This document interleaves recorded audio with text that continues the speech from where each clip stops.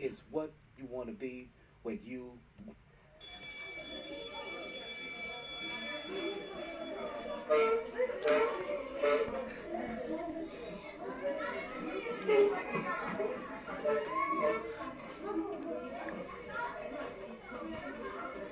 All right, everybody, please take a seat. Good morning, boys and girls. I'm your substitute teacher, Mr. Tinman. My first assignment today is what you want to be when you grow up. So we're gonna go around the room. You over there with the Afro puffs. What do you want to be when you grow up? I'm thinking about a hairstylist or like a designer. Those are some pretty good professions. And you over there in the Marlins jersey. What do you want to be when you grow up? I want to be a baseball player. Oh, that's a pretty awesome profession as well. And you over there sitting there with the tiara. What would you like to be when you grow up? I want to be a DJ. Oh, that's a pretty crafty profession. And you, back there with the buzzsaw dreads. What would you like to be when you grow up? I want to be a motherfucking soldier. You better ask Oh somebody. shit.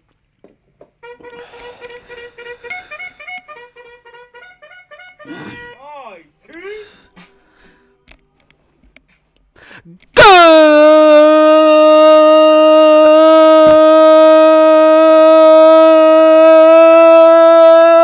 evening and welcome back to another edition of the Mighty Sports Podcast. I am your host, the one and only Talent Thomar Taylor. Whoo, it is another beautiful day down here in South Florida. Listen, if I told you what the weather felt like today, you'll be a little bit jealous. It's like around 65 degrees. It's November 20th. We got Thanksgiving right around the corner, people. You understand? Well, like, if you ain't done your Thanksgiving shopping by now, that means like you well, gotta do it sometime this weekend. Oh, yeah, we got a lot of things coming up in sports. The Jets actually kind of look like they may be a decent team. Has right. Buffalo's second half woes gone behind them?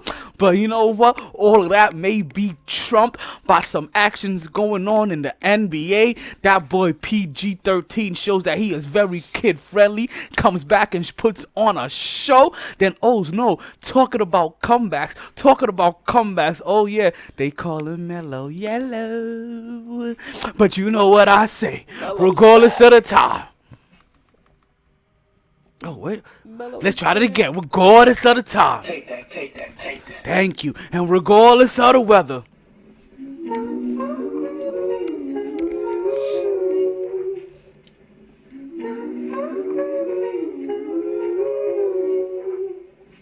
It's always a good time to talk some sports. So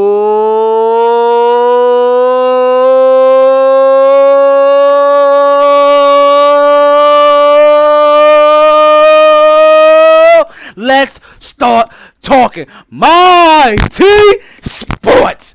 Woo! Back at it like a sports fanatic. RJ, say what's up to the people one time, because he's in the house too. Who's RJ? Sorry, KJ.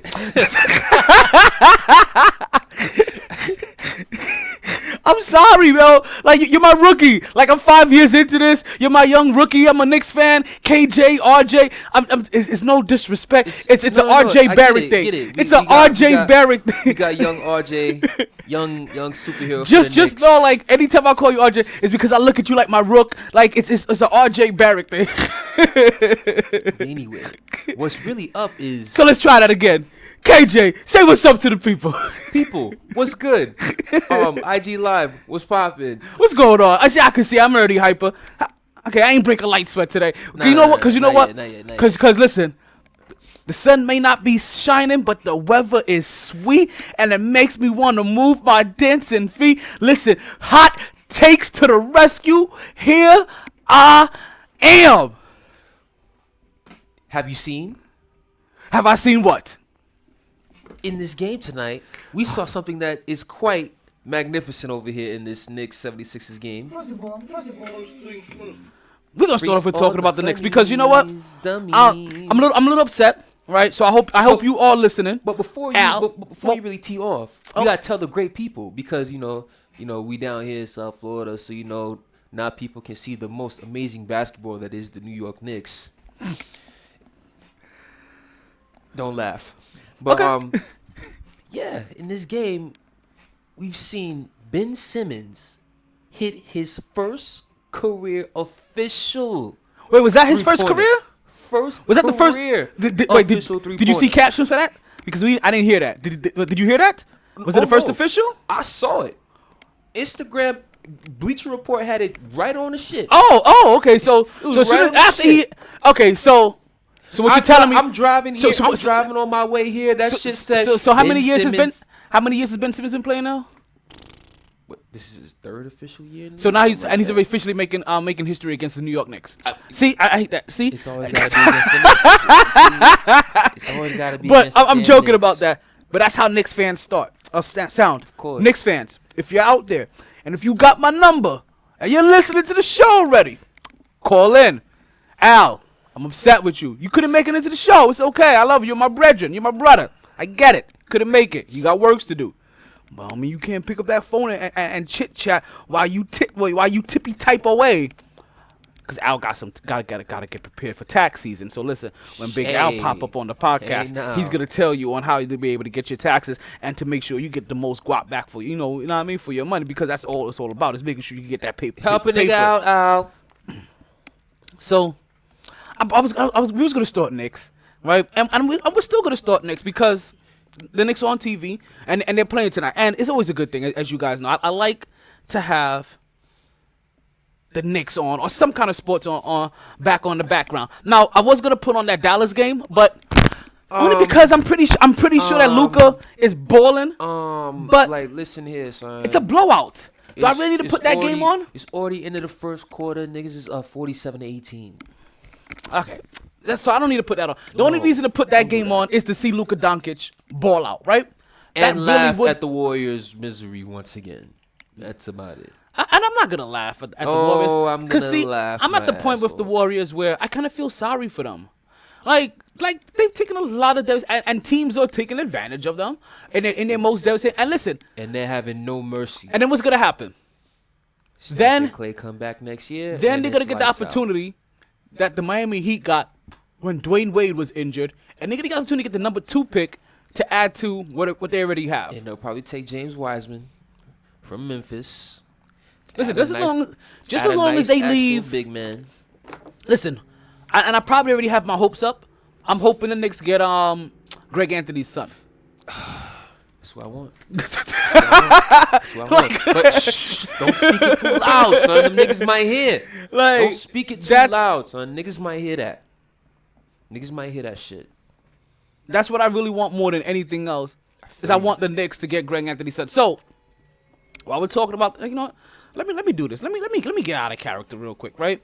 Because I said I'm gonna wait for this dude to call in, right? But I'm not gonna wait for you to call in. I'm gonna text you. What's up, B? What's up, B? Because I feel some type of way talking need to that start Knicks talking about the You Knicks need that Knicks talk. without man. without him actually being it, because I'm doing this segment, right? Or this And Knicks he was heavy supposed to centric. be here. Like I got new equipment for this dude. You know what I mean? Like I Talk made to the sure people, man. I made sure the new equipment was in here. Like yo, first of all, yo, that's my shit, son. First like things yo, like you gave him my shit, son. You gave him Senator the fucking projects. Don't you feel like you had that hot date all set up and you got all freshened up and everything? You on your way, you get to the spot, and all of a sudden, Shorty sends you that text like, "Yo, listen, like yeah. it's not popping tonight." That's why I'm like, yo, I'm about to just call him. I'm about to run the red light and be like, yo, fuck it. I'm gonna strap Facts. run the red light. Like, because sometimes that's what you gotta do. Oh shit! Can't always play it safe, yo. You only live once. Fuck that. Sometimes you gotta take that motherfucking shot, yo. Hey, Because- if you airball, you airball. But if So- you make that shit, So you know what? We'll continue it on, because I told you, because we started talking about this. I told you I didn't want to talk about the Knicks properly, at least until we got on Facts. air, The and we're Knicks- officially on air. the Knicks depress me. So. And the Knicks may be depressing, and that's but because they've been looking good. The and last that's couple and that's games, though. because losing is Oh, my. depressing. but we always knew the Knicks were gonna be bad. See, the only reason, there's only really 2 reasons, maybe 3 reasons to get upset about how the Knicks look. It's because you probably thought the record was gonna be better than what you thought it was, I didn't. which isn't my problem. That's your Right? problem. You took that. But L there were upon yourself. there were some people that thought the Knicks, and so Whoever did, you need to be drug tested. And Steve so- Mills. And that's where I want to start at. And that's where I want to start at for all Knicks fans. If you didn't think the record was going to look good, how did you think this season was going to look? Not good, at bare minimum. You just said it. If the record's not good, then guess what your players are going to be looking? Not good. Like this shit isn't a complicated word problem. Like if It's team, like 1 + 1 = 2. What if the you fuck? predict record no good, team no good. If you think record going to be good, then the team should be good. And if that was the case, then yes, you are disappointed. So in all reality, right? The Knicks look exactly how we thought they were gonna look. Like Exactly. they are who we thought they are. Play the Dennis Green. Drop that. I don't have it lined up.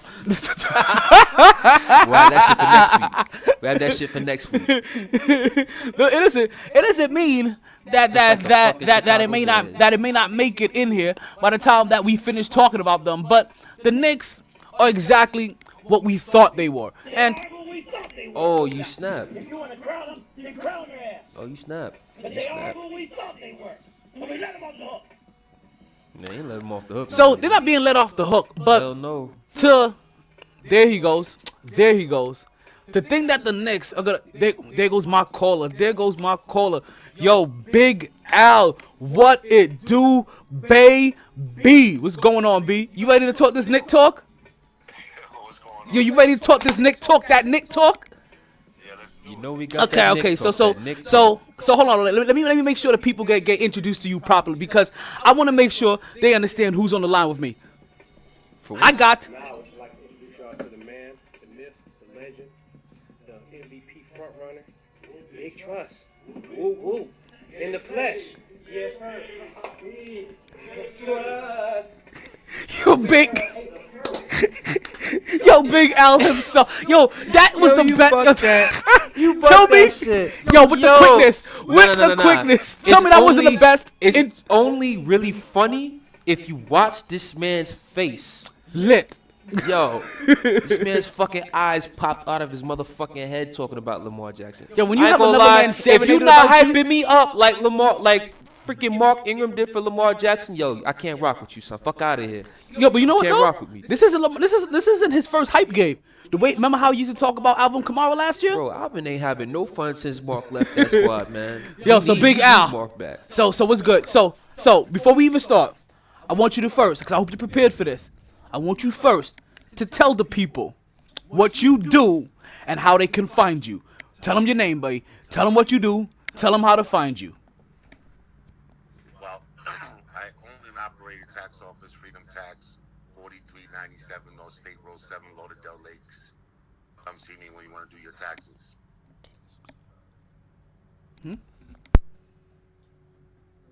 Can he be heard? He should be able to be heard. Yeah, through my mic. And are there gonna be any specials coming up if the people? Listen, all early season finalists can come in and get an advance up to $6,300, and once they complete their return, they get $50 cash on the spot. That's what's up. $50 cash on the spot.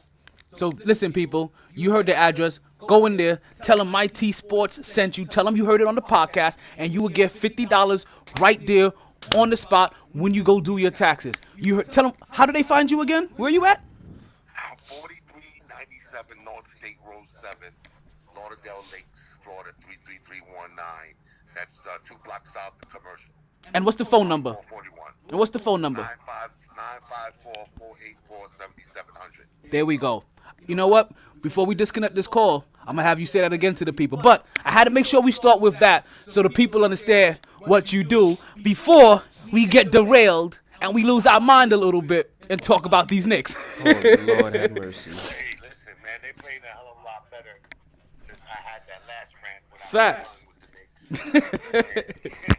And the reason why is, man, we got I don't know how many lottery picks when it comes to point guards, man. But we can't find that damn. You know, one can't shoot, one can't do this, one can't do the other. But Nikita's Cole Anthony on the way. Surprising me, man. He's playing a little better. And I know they babies. I know they're like 22, 21. What's his name? Dennis Smith Jr., Alfred Payton, and Frank Ntilikina. But none of them can shoot. And that's the problem. And that is the problem. And I feel like it's the easy narrative to pick on the Knicks with, because the Knicks have needed a point guard forever. Like nobody talks about since Stephon Marbury. Like, And he was okay. and at Steve best. Francis. You know what I'm saying? And even I mean, that was a trade. But we also had before that, we had gotten, what's his name? Derek, I forget his name, from the Mavericks. That was the 90s when Derek Harper? Derek Harper. Derek Harper, yeah. Okay. Yeah, Derek Harper. Yeah. From Dallas. Yeah. That back when Dallas still had that big ass horse that looked like a chess piece on there. Facts. Mr. Florida State, Charlie, whatever his name Charlie was. Ward. Oh, Charlie Ward, Mr. Two Piece. Mr. Two. Nah, that was Childs. Oh, that's Chris Child. That was. Who do we have after Charlie Ward? Who was really a football player. I don't even consider him a point guard. No, I know, and nigga won the nobody Heisman, does. didn't he? I think he So won that's the why I said, Heisman. and that's why I said, Knicks needing a point guard has been the easy narrative, because obviously in an era or in a game where you need a floor general, some kind of floor general. It's a guard-driven league, man. This- They changed the game. straight up. Once the league went to three-point shooting contest, you need guards that come up and shoot threes, and we don't have any of that. Even with R.J. Barrett, he can't shoot threes, can't even hit a free throw. Whoa! You said this the last time about his 3-point shooting, and I keep telling you, his 3-point shot looks good. What is bad? Listen, just because he can't come up. Let me show you. In order for you to be considered a 3D guy, a 3-point specialist, or somebody who can shoot, you have to shoot 40% or plus, 40% plus. Now, that's the minimum. Now, when you got guys like Curry and these guys shooting, 48, 50% from three, there's no contest. You cannot win when you're shooting under 40%. These guys are shooting 26%, 18%, 32%. It's no contest. You going into a gunfight with a knife. Okay, I understand what you're saying on that particular point, but you acting like you want him just to be able to come up down the court, all of a sudden pop a 30 and be able to pop a 30-foot 3-point shot as if he's Steph Curry or Damian Lillard or something. Like I said, everybody isn't those guys, but the wide open 3-point shots that he does take, 40%. he makes them. And not all of them shoot 40%, but 37% as a rookie is damn good. You saying he's shooting 37% right now? Yes. I don't believe it. You don't have to believe it. You pull up the stats. Looking at it right now, baby. You looking at it right now. Maybe the last couple games he's been shooting that. Nah, No, this is up to this point during the season. And this is what I tried to allude to. Just because he doesn't take a high volume of threes, and he isn't just chucking threes, and this is. Well, listen, we're getting off tangent here because I like Barrett. I understand, He's but he's going to be an all-star. his shot, his 3-point shot. But I'm talking about, our point guards. Our point guards are terrible. That's why we were losing. Now that we're getting a little inspired play by Ntilikina, and I think that Smith had a good game against his old team, Dallas. That's one game. It's about consistency. You got to be consistent. You got to be able to, break down. If you ever, when you watch a Knicks game, if they play hot potato with the ball, they either take it into Randall to make a play, or Morris shooting. Because Morris has actually been our best consistent player, shooting threes, because he's been shooting, threes at a high rate. Well, him and R.J. Barrett, Other than that, both. to break down the defense and try to either dunk it or lay it up. We don't have that type of guard play. Well, that's still because we're developing young guards. So what? Guys have been in the league for 3-4 years now. So what I want to know is that and already R.J. Barrett is the best player on the team. True. So what are your expectations for this team? So I think Randall showed you the last game. He dropped 30. He's got some. You got to remember remember a lot of the. He shows me. Julius Randle has shown me that he has more experience in this game and he understands it better at a pro level. R.J. Barrett is the best player on the team already. He is the second most consistent player on the team, only behind Marquise Morris.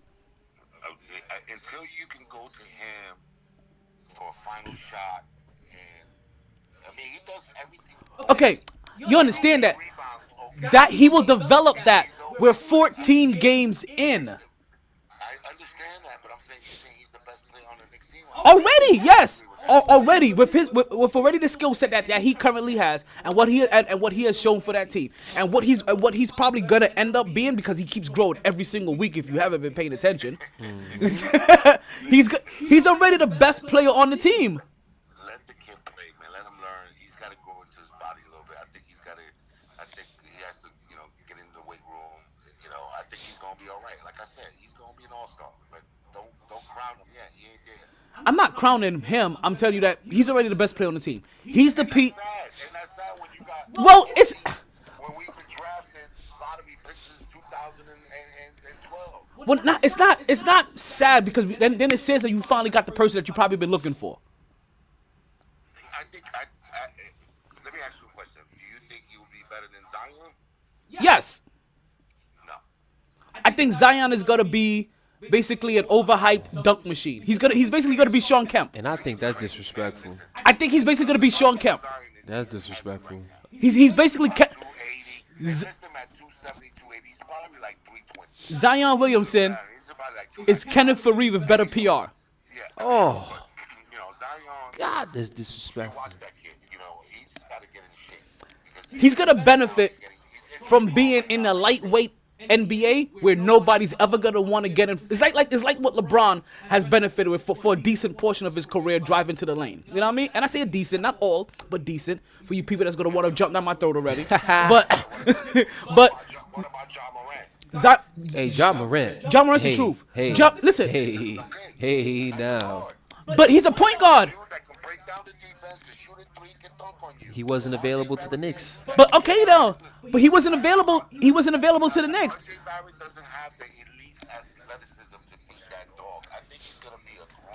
Okay. Do you need elite athleticism to be a dog? I think he's not a number one guy. I think he's a number two guy. I think Kevin Knox is a number 2 guy. Actually, I think Kevin Knox is like a number 4 guy. Kevin Knox is a number 6 guy. No, that's actually true. I think Kevin Knox could. I think Kevin Knox could be the featured player off the bench and be able to give you 15 points. And then if he heats up, then you let him stay in and get over 20 that day. If he's on, let him stay. If he's off, get that nigga out the game. But he's not hungry. He doesn't show me any passion for the he's there for the money. That's So- the way I think about it. But look at who, instead of us drafting Friday Nick Keenan, you want the dog that we should have taken was Donovan Mitchell. Well, That's the dog. That's the number 1 guy. that is a different thing. So see, I understand where you could blame. Okay, so well, you could blame the Knicks for not doing this, right? But you can't hold any of the current regime. And what's his name? Jackson liked him. But the guy that Jackson. But Frank Ntilikina was never a the reason why they didn't take him is because they say that he wasn't good for the triangle. exactly. But that's the only reason. And we see how there goes Marquise Morris banging down a 3-pointer as the Knicks go ahead and extend their lead to 15 points over the Philadelphia 76ers. Hey, they've been playing inspired ball, man. But this is okay. So this is probably one of the biggest things I keep wanting to get out here, right? So before the season started, what were your expectations for the Knicks? Playoffs? Oh, Playoffs? are you talking about playoffs? Hit him again. One more time. Playoffs? What? Serious B. I ain't gonna lie. Frank got 14 right now. Made like 3 threes. I see. This is why you're disappointed. This is okay. See. Yeah, see. Playoffs? Don't talk about it. Playoffs? You kidding me? Playoffs? This is probably, and I understand, I understand it you all now. makes sense Now now. I understand your frustration. It all makes now I sense. understand You had why, the crazy expectations. why this looks so rough for you, because you actually thought the Knicks were good enough to make the playoffs. Where I am telling you, I had an expectation. Tell me who's in the East other than Milwaukee. Everybody's better than them. Have you seen Boston play? Like, you understand? Last year alone, 4 teams from our own division made it into the playoffs. Were we gonna be better than any of them? Brooklyn, Philly, Toronto. Who's the other one I'm Boston. missing? And Boston. One of them won the championship last year. Who were we gonna be better than if we couldn't even be better than any of the 4 teams in our own division? Man, We weren't making the playoffs, B. I'm so, like, nah. I'm popping that bubble. I have to. Like, I mean, do you see these teams right now? One-man operation with that bum-ass Kyrie Irving, who's always hurt. Brooklyn is championship caliber. no. Boston But 11-2. like, but Milwaukee like- 10-3. Philly and Milwaukee. okay. Well, championship caliber and better than the Knicks are 2 different things. Whoa! You took a left on Albuquerque. You just took a left on Albuquerque. Huge left. Championship caliber and better than the Knicks are 2 different things and are 2 different sides of the spectrum. I'm just saying, you can win with that roster. You got a lot of young talent. You got Randall, you got Morris, you got Mitchell Robinson, who's a decent, up and coming center. Somebody's got to step up to the plate. There's a guaranteed 5 squads. Lottery point guard. See, There's a guaranteed 5 squads that could smack the Knicks on any given you day. said. That's the standard. See, I get you. You said should. You said should. But in reality, Who's not getting any burn? see, You got Damian Dotson. They finally started playing Damian Dotson. That's where they winning. well, Damian Dotson was also injured. Yeah, guess what? He can shoot. But he was also injured. But see, you said they should make the playoffs based off some XYZ. But in all reality, you already gave me your truthful answer. No. Listen, you already gave me your truthful answer of how you feel about the Knicks. You realize this. Listen, it's all about developing the young talent. I get you. Which is what they're doing. Last year wasn't doing that. He was playing 15 guys. Okay. Playing So, Yeah, good defense, boy. different starting lineups. Good defense, boy. your true feelings about the Knicks, you already told me. All of those deficiencies, all of those issues that you said that they had are your true feelings about the Knicks and are all the reasons why they are not a playoff contender. So I understand why you feel like they should. Go back to the first 10 games. What's that? Just Well, I'm sorry. Like you may have been blinded by a little bit of your fandom. Like you could have looked at them. You could have looked at them and saw, okay, the Knicks are probably gonna win about 1 every 4 games. And guess what? They are 4 for what? 11 right now? 4 for 10? Facts. 4 for. They're on a 2-game winning streak. So that they're 4-10 right now. They're 4 and 10. So out of 14 games, they've won 4. And I thought they were gonna win 1 every 4 games. They are basically on pace. To do exactly what That's a 20 my win. expectations That's a were. little. That's about a 20 win season. We'll be lucky to get to 30 wins if everything goes right. Real And talk. and the Knicks find that chemistry that you're talking about. They could probably squeeze out 30 wins. But you've mentioned all of their deficiencies. They don't have a point guard. They don't have anybody to penetrate the defense. R.J. Barrett is still fresh and he's still young. While he's the best player on the team, he's still learning how to play the game. He's still learning, and you can still see here he knows how to draw contact. His 3-point shot is where he just doesn't take enough. He doesn't quite take enough of them, and he doesn't quite understand how to take over a game. But that's because he's also lined with veterans and also a couple of ball stoppers like Marquise Morris and Julius Randle and some other bum that I can't quite think of full right power now. forwards, man. who you talking about, Portis? Portis, there we go, Bobby Portis. Oh my God. I seen him the other day. Granted, we were up, but with time left on the clock, instead of when he caught the rebound with time running out, kicking the ball out because we did have an open man, he wants to take a fadeaway jumper off of one leg because he think he got it like that. Fuck out of here. Sit his ass down. Son. So I can understand your frustration. But you know what's fucking annoying? Well, we knew that was never gonna happen again. But you know what's fucking annoying? When you see the fucking... I'm gonna just speak up. My bad. What you know is fucking annoying cause I'm looking at these scores, yo. I see the fucking Heat have 75 points at halftime. Okay. 75 points. Somebody in their squad has 8 threes right now. Well. They have a good system. I'm Of jealous. course, their system, I man. hate to admit. Fuck.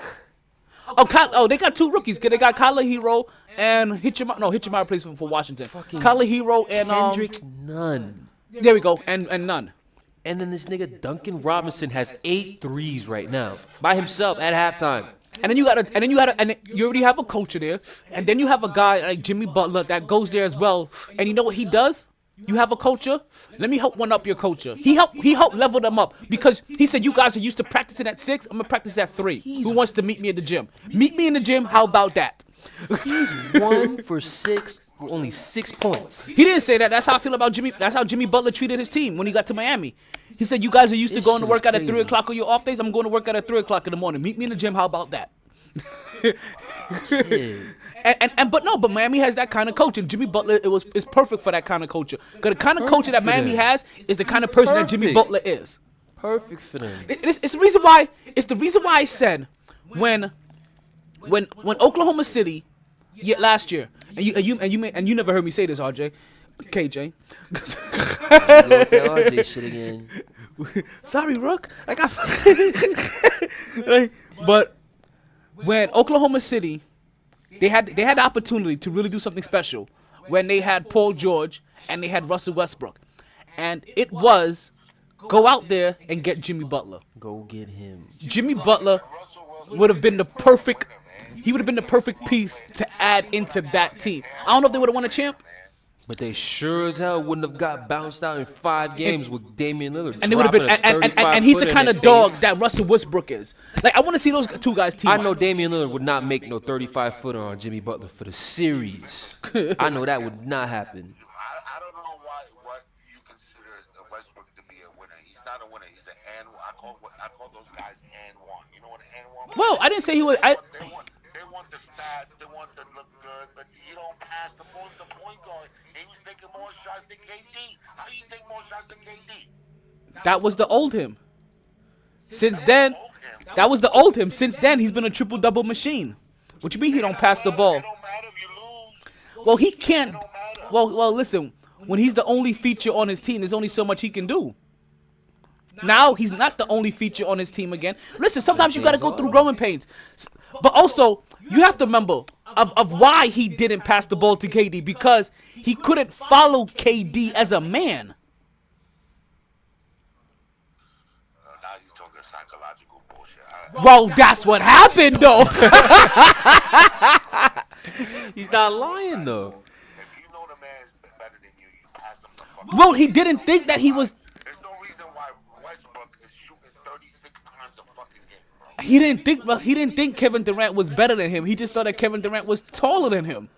Yeah, okay. And that's a difference. It took Kevin Durant leaving and him struggling a little bit for him to start realizing, yo, this is a whole lot tougher than I thought. And I took Kevin Durant for a little bit more granted. That's the reason why you see the move for him in Houston is so easy, because he realizes, He already okay, knows. He I already been through that shit do need to before. defer a little. I can still do all of the things that I was doing and still help my team win by getting rebounds and getting assists and still put about 20 points a game, but still have a guy that can score on the level that Kevin Durant does and make him score all the points that he needs to help us win and put my team on a 9-game winning streak. And the shit is, he was deferring last year, too. Houston has no problems. He was deferring some, too, to Paul George last year, and Paul George had a little stretch where he was making, like, MVP-type That's what I'm noise, saying. and then Paul George got hurt with his shoulders, but then the rest of that supporting cast, they can't hold it down when Westbrook's out here trying to pass. The Russell Westbrook that you're referring to is the Russell Westbrook that had Kevin Durant. It isn't the Russell Westbrook that had Paul George. It isn't the Russell Westbrook that has had triple-doubles over the last 2 years.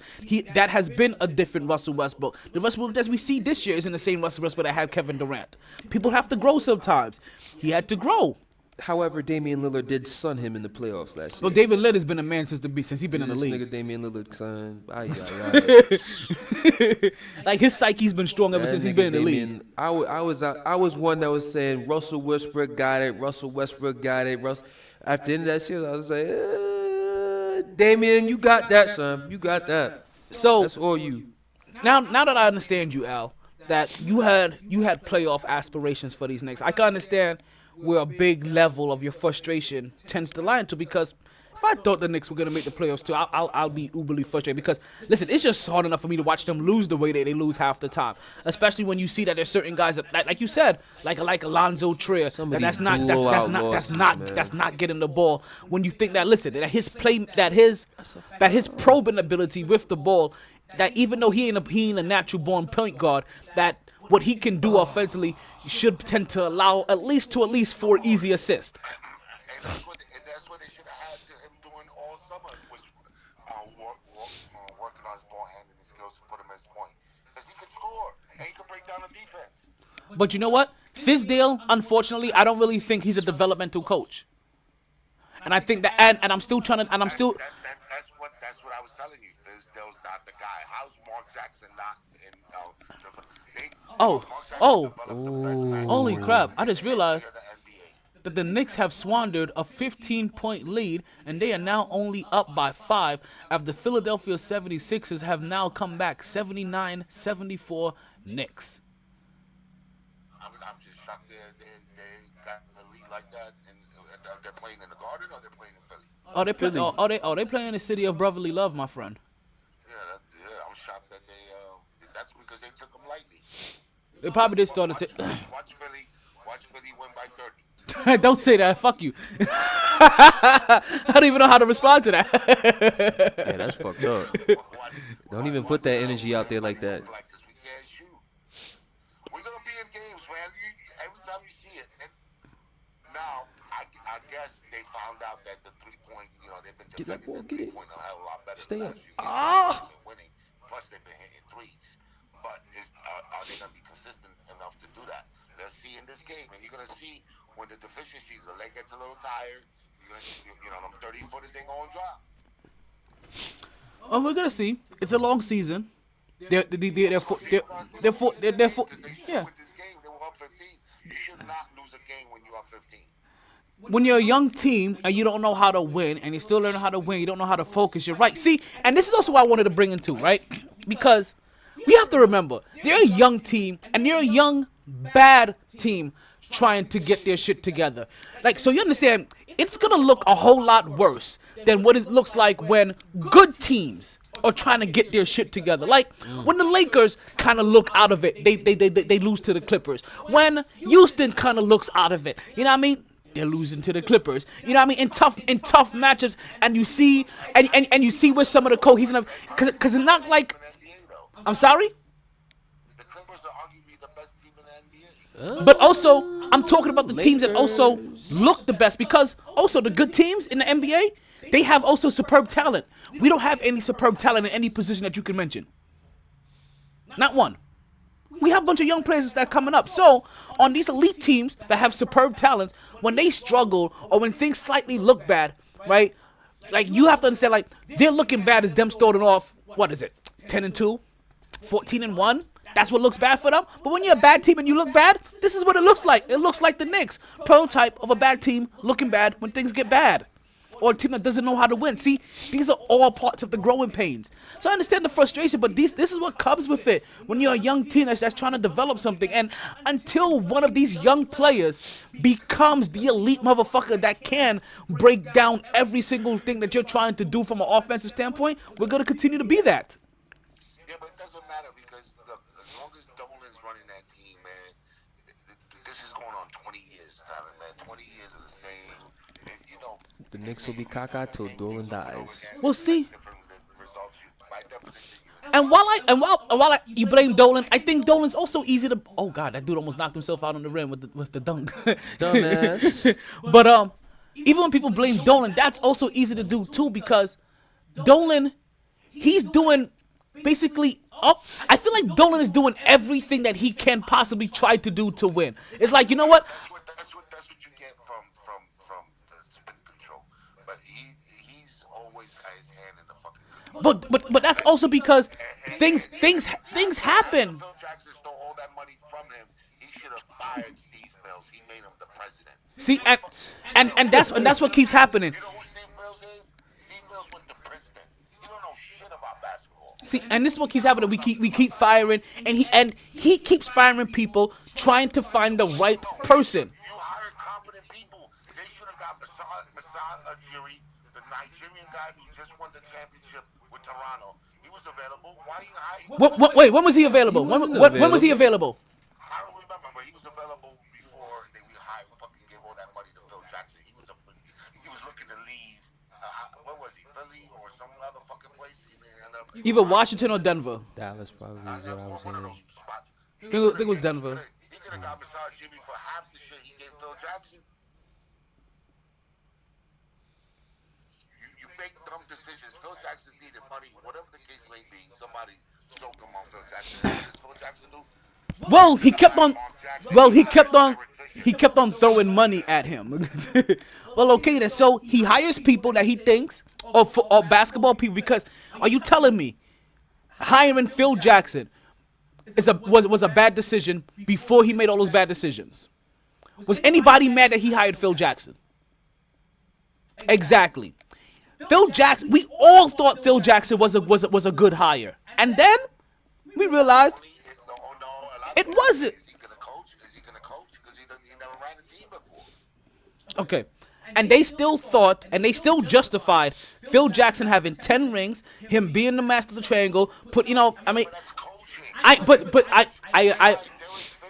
his first coach, a rookie head coach. I understand some of the questions that people had about him, but they did not look at this as still bad things after they hired him, or that justified his hire. Phil Jackson was looked at as a good hire. Am I wrong or am I right? When Phil Jackson was hired, was he not looked at as a good hire? Okay then. And then that good hire failed. So what he has to do? Move on from there. And now he's in the new regime. I don't trust in this new regime either. And that's kind of been his thing. He keeps trying to find the right regime, because you know what? He found it in his hockey team. He found the right person to run his hockey team. He let that motherfucker runs it, and doesn't even bother them. And they do their thing. They win when they win, and they go about their business. And he just hasn't been able to find it yet with the New York Knicks. So I understand where sometimes, like I said, he interjects where he needs to interject. But what is he supposed to do when the things that he puts in place that he thinks is supposed to be good isn't good? Should I just ride out Phil Jackson for a full 5 years, or should I cut him in 3? See? Like you gave him 5 thinking he was gonna be good, and then you realize 3 years into it, oh no, I need to cut my losses, because that's what you do in investments. You don't write out a bad investment. You cut your loss, and you start over as many times as you need to until you get that shit right. Unfortunately, it looks like this 20-win seasons. I'm just trying to put some logic into the situation. We all can't be crazy Knicks fans, B. Like we gotta find solace somewhere. We gotta find a logical place to rest our head at night. I'm trying to take us out of the twilight zone into the logic zone. Because it's tough. It's tough watching the Knicks. Because even when you know, because even me, after I spew all this logic, I'm watching them lose. I'm like, how the fuck are you looking Game like is this? tied right now. But that's because it's hard when you watch your Game team is lose. tied right now. It's hard to watch a losing team. So hard. And talking about losing teams, how you feel about them Jets? Ooh, you a suffering Jets fan too. Nah, turn that shit off. Turn that bullshit off. Turn that bullshit off. Don't be hopping on no high horse after beating Washington.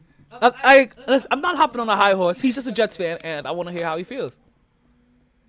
Listen, man, you know how I feel about the Jets, man. It's just Johnson & Johnson. That's the thing, man. You get these millionaire owners. As long as they fill the seats, they don't give a shit, man. You know, they're just clowns. They don't know how to run a team. You know that. It's like, yo, you know what they really did? They're like 2 teenage brothers that's growing up, right? And one of them got a bag-ass broad that he's banging, right? Not his girl, but it's some side piece. And he's smashing it. His younger brother goes, yo.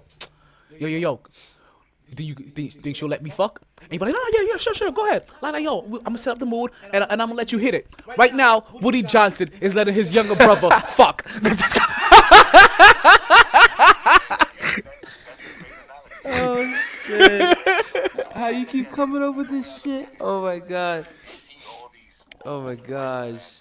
These teams that don't have any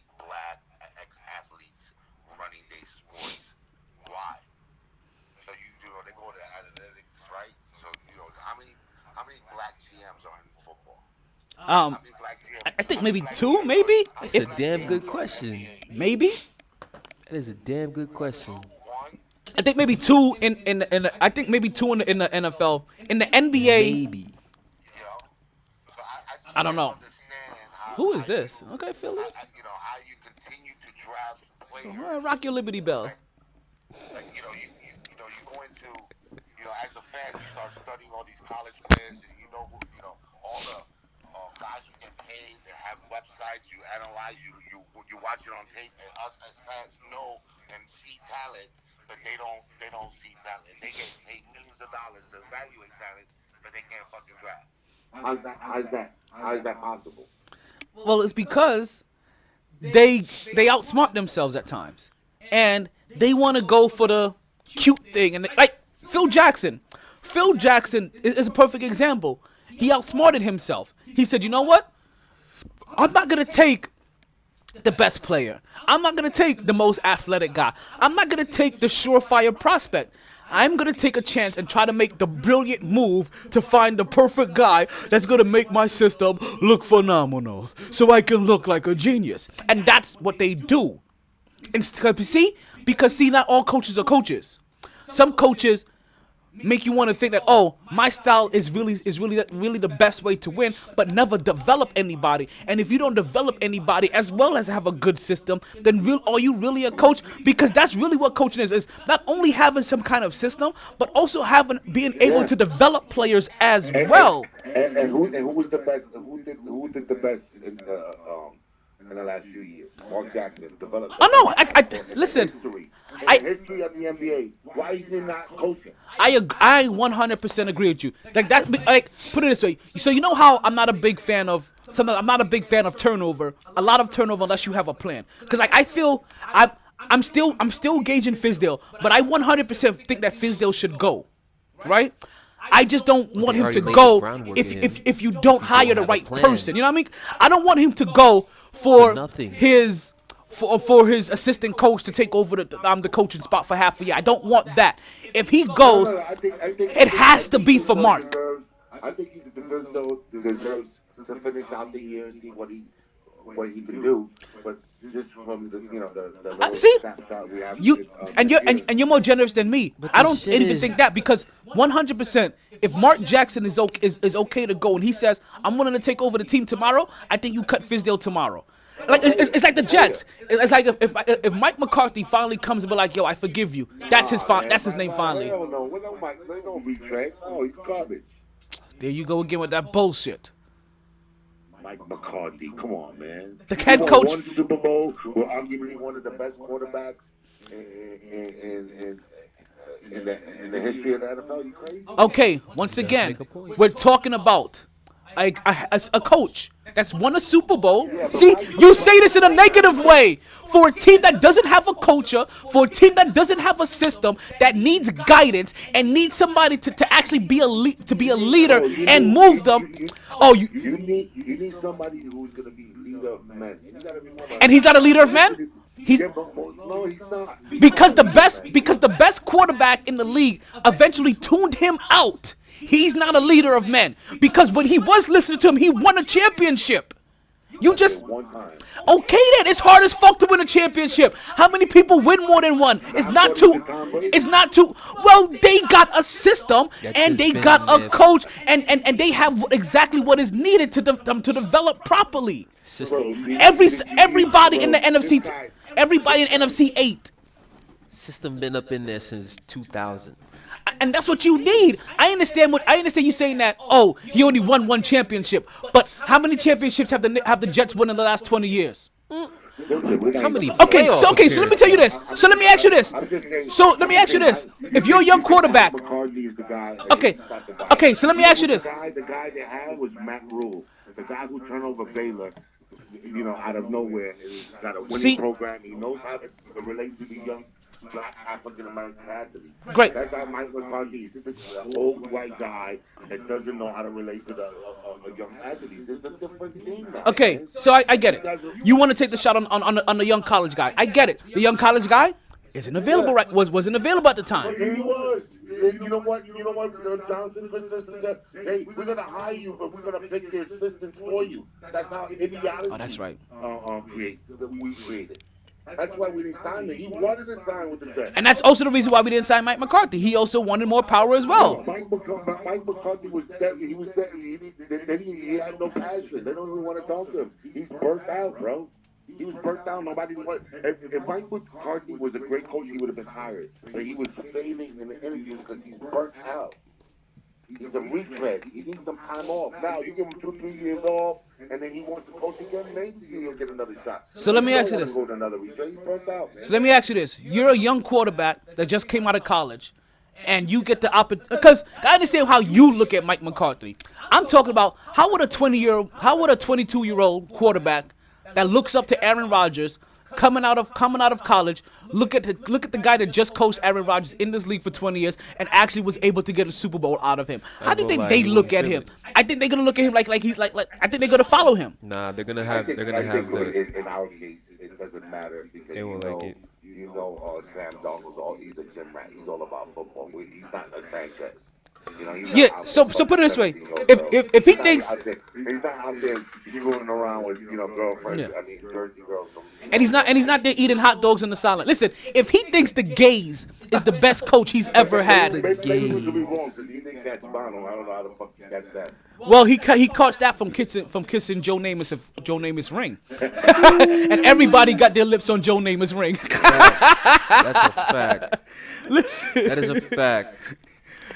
Yeah. All right, Al. Hey, good stuff, man. Yeah, I appreciate that. I appreciate your time. No doubt. I appreciate you coming on the show. Now, I told you how we was going to do this.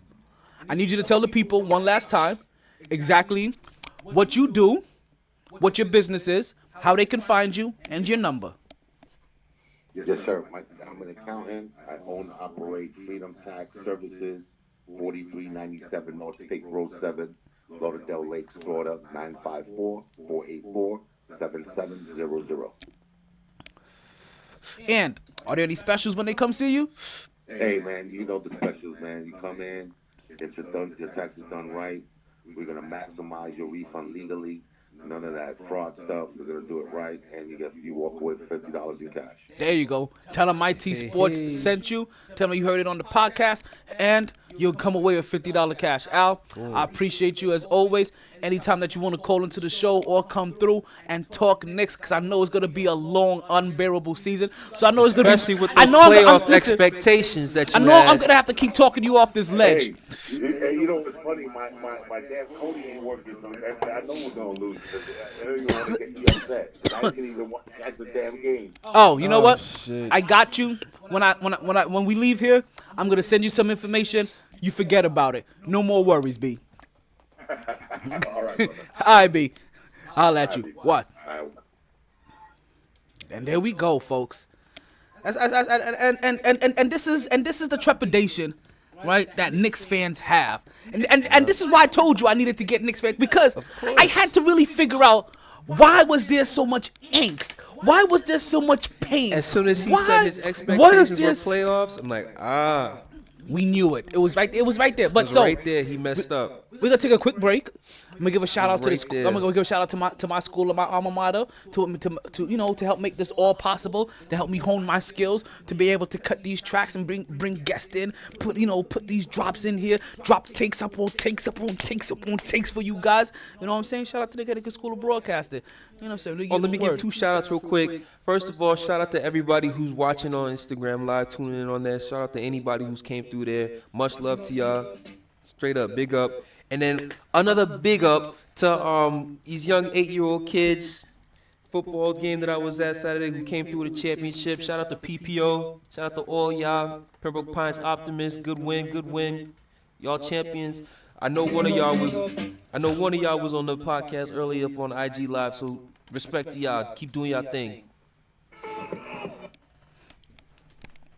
That's that Cassidy. All right, so we got to that's Casanova. We're gonna take a little quick break. We're gonna be right back. We had a long Knicks session. We're gonna let this air out a little bit. We're gonna be back. We're gonna see we talk some more Knicks. We may talk some football. We don't know where we're gonna go really yet. Gotta keep talking about the Knicks, man. Yeah. You know, If we're gonna keep talking Knicks, let's talk about them 2 wins that they got this past weekend. Let's keep it strictly there, because that's good. That's positive Knicks talk. Okay, so after we recap our legend, our rescue mission, right? Because we gotta do a debriefing. We gotta talk about the bad part of it. Okay, so I just want to do. We all know the bad. The We're gonna bad is depressing. We're gonna do a debriefing from our rescue mission, and then we're gonna talk about these 2 wins. You know what I mean? And you know, yeah. right now. For CSB News 9, I'm Donata Rain. I'm Tito. We'll see you. Good night.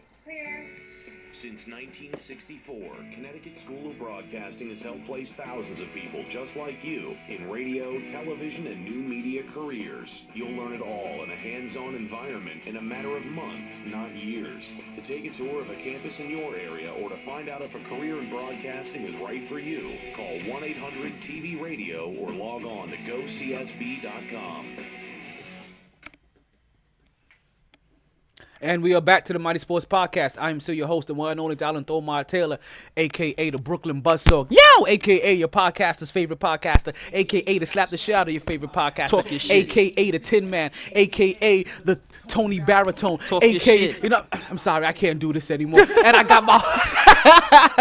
got my guest in the house. I'm not gonna make this mistake this time because I'm actually consciously thinking about it. I got my guest in the house, KJ. We are back. Say what's up to the people. I'm just KJ, people. I'm just KJ from Brooklyn. That's all. Oh yeah, so I'm glad you. Oh shoot, I don't have it up. Of course I don't. I wasn't expecting that one. Don't worry, don't mind. It won't means it won't come up. So, the brief recap. Knicks fans have been in a weird state, and if any Knicks fans have thought this year that the Knicks possibly had playoff hopes, that's probably where your first. That's where you fucked up. That the first time, basically. Get drug tested. The hell were you thinking? Because nothing about them said playoff. One of the good things that I did like about the Knicks signing this year, right? Because you have to find, if things don't go your way, you have to see if there's a method to the madness, right? And what I got from their signings were that, okay, if we are not going to get Kyrie Irving, and we're not going to get KD, Kevin Durant and Kyrie Irving, then don't sign nobody. At least not, no, because we have to get somebody. At least let us get people that we feel won't deter from the development of our young players. Mm-hmm. So what do you get?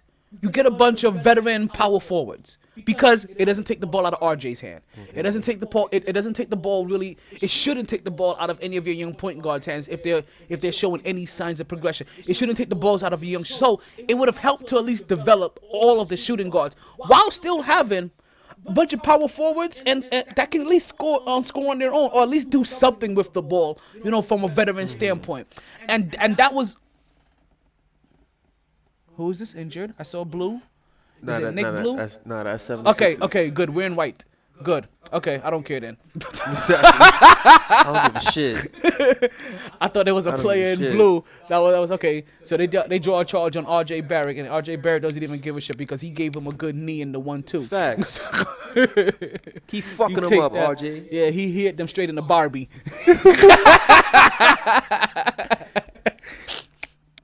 So, the Knicks did come up with 2 impressive victories this past week, and first one was a familiar foe. Was a team that every time that they've beaten them now, I've been surprised that they've won, because they got Luka Doncic on that team. And Luka Doncic is the. Did I say this off the air or on the air? Did I say this only for the IG? Yeah, you said this off the air.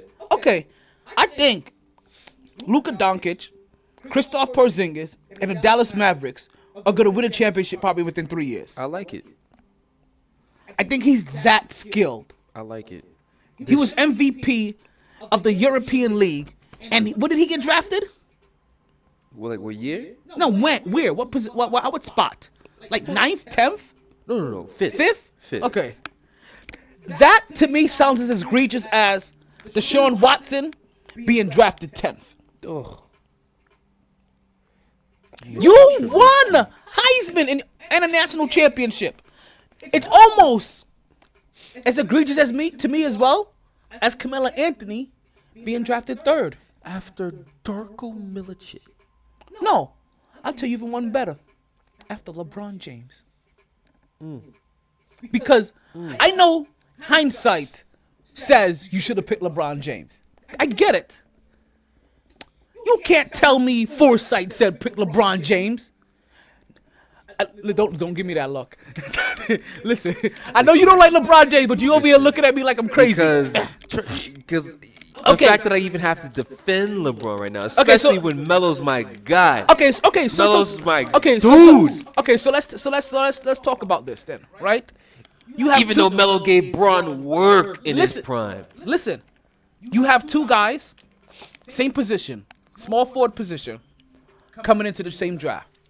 They both are about the same 6'8", 225, 230, 6'8", 235, 240. One of them is coming out of high school. The other one just went to college as a rookie. Won a national championship as a rookie. The first rookie to ever win a national championship in his first year. And be MVP. Average a double-double, 20 and 10. Be the most outstanding player. And it still be the only championship to be ever won for his school. So he just showed that he could go to the next level and dominate everybody. He actually did just show that on tape. And not just show, I can dominate, but I can dominate and win a chip. And he got drafted behind LeBron James, the guy coming out of high school, in the same position. I thought that was egregious. All of this just makes me say, Melo, why the hell did you not leave when you had the chance? Why the hell did you stay with Denver? Why the hell did you re-up on your freaking extension? Because it was about his money. Can I give you a nice little nugget? Another one? As we're talking about Denver and Melo, can I give you a nice little nugget? Gosh. Go ahead. Do you realize that if Amari Stoudemire would have played 1 year of college, he would have been in that same draft class?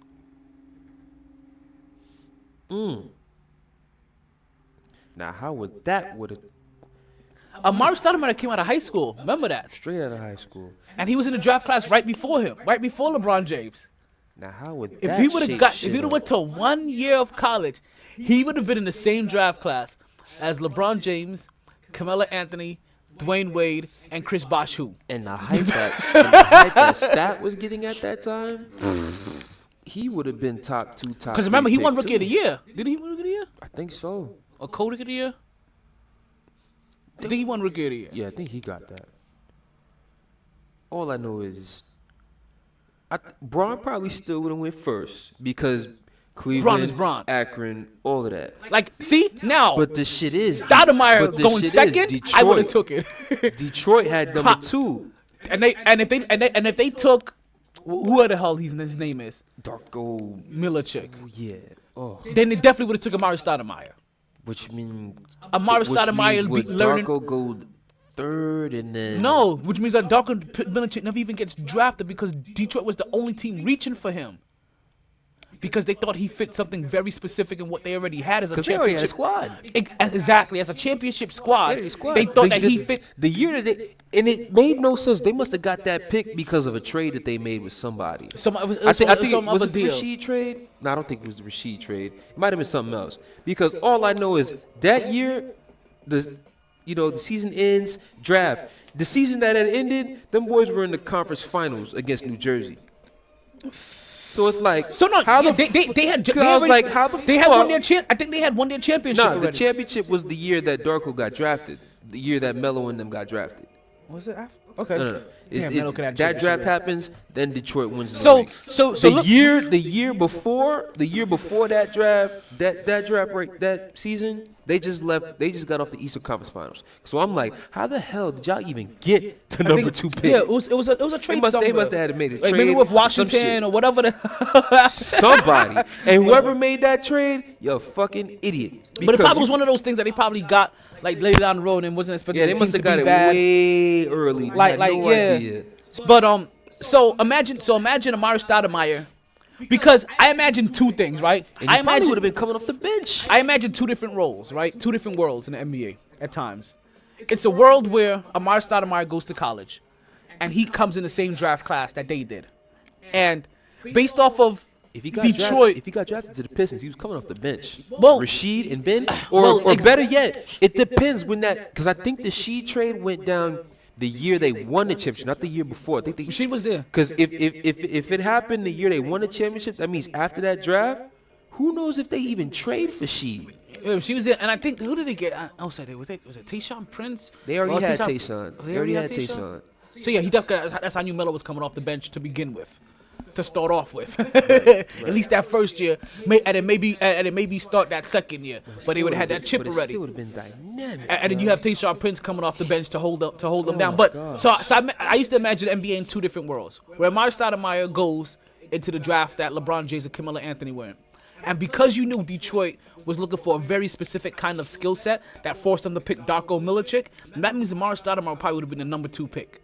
That's the way I look at it. Or maybe they go ahead and take Melo because the thing is with Milicic, Milicic was a shooter though. Milicic was a shooter though. It's either Stoudemire or Darko Milicic because Melo never gets in there. See, the other world that I live in is where they don't make the mistake and take Darko Milicic.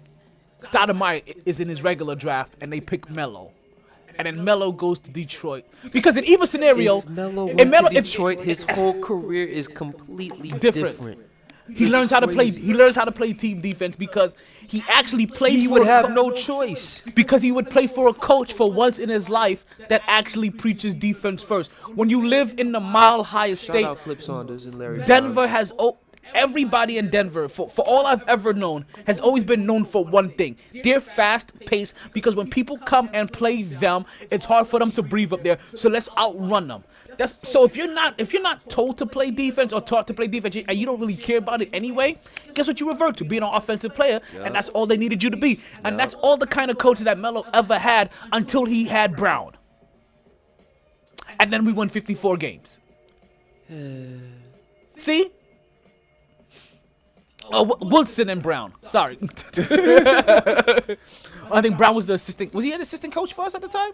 Was Brown our assistant coach? Larry Brown? At the time Melo got drafted? No, not Larry Brown. I was thinking Brown from Cleveland. I thought he was the assistant coach for us while crap. Why am I forgetting his name now? Woodson was our head coach. At the time Melo got drafted. Or when Melo was our head, when Melo just got to the Knicks. When Melo was with the Knicks, and we had Jason Kidd. We had D'Antoni first. D'Antoni was first, but Woodson was the assistant. And who was the assistant to Woodson? Good question. But I know D'Antoni was. So probably wasn't Brown then, because Brown was the head coach in Cleveland. He wouldn't have taken that. Yeah, I know D'Antoni was first. You know what? I think Mike Brown was I think with the Lakers at that time.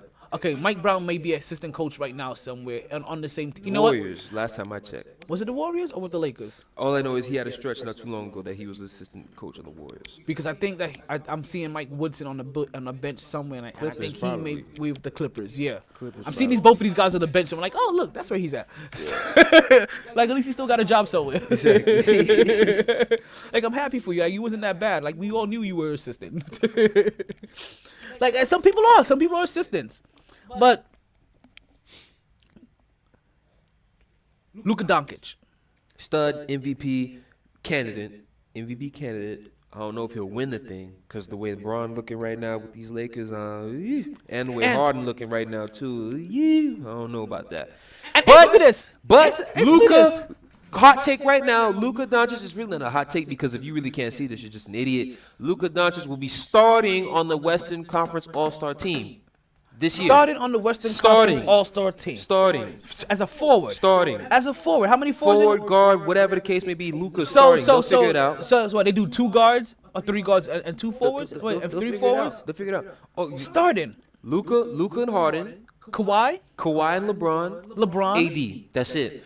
Kawhi, LeBron, AD. Paul George. No Paul George. AD. No Paul George. Paul George can come off the bench. Paul George can come off. I'm just saying who's gonna be going up against.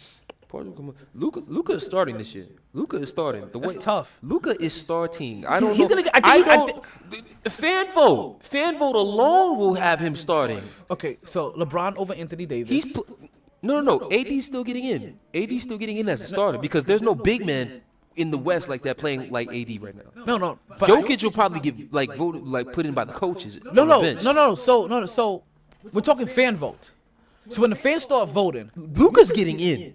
For one, he's gonna be LeBron and Luka then. Luka was already getting his votes from obviously international. Yeah, so it's gonna be LeBron and Luka. Because he was a stud already from then.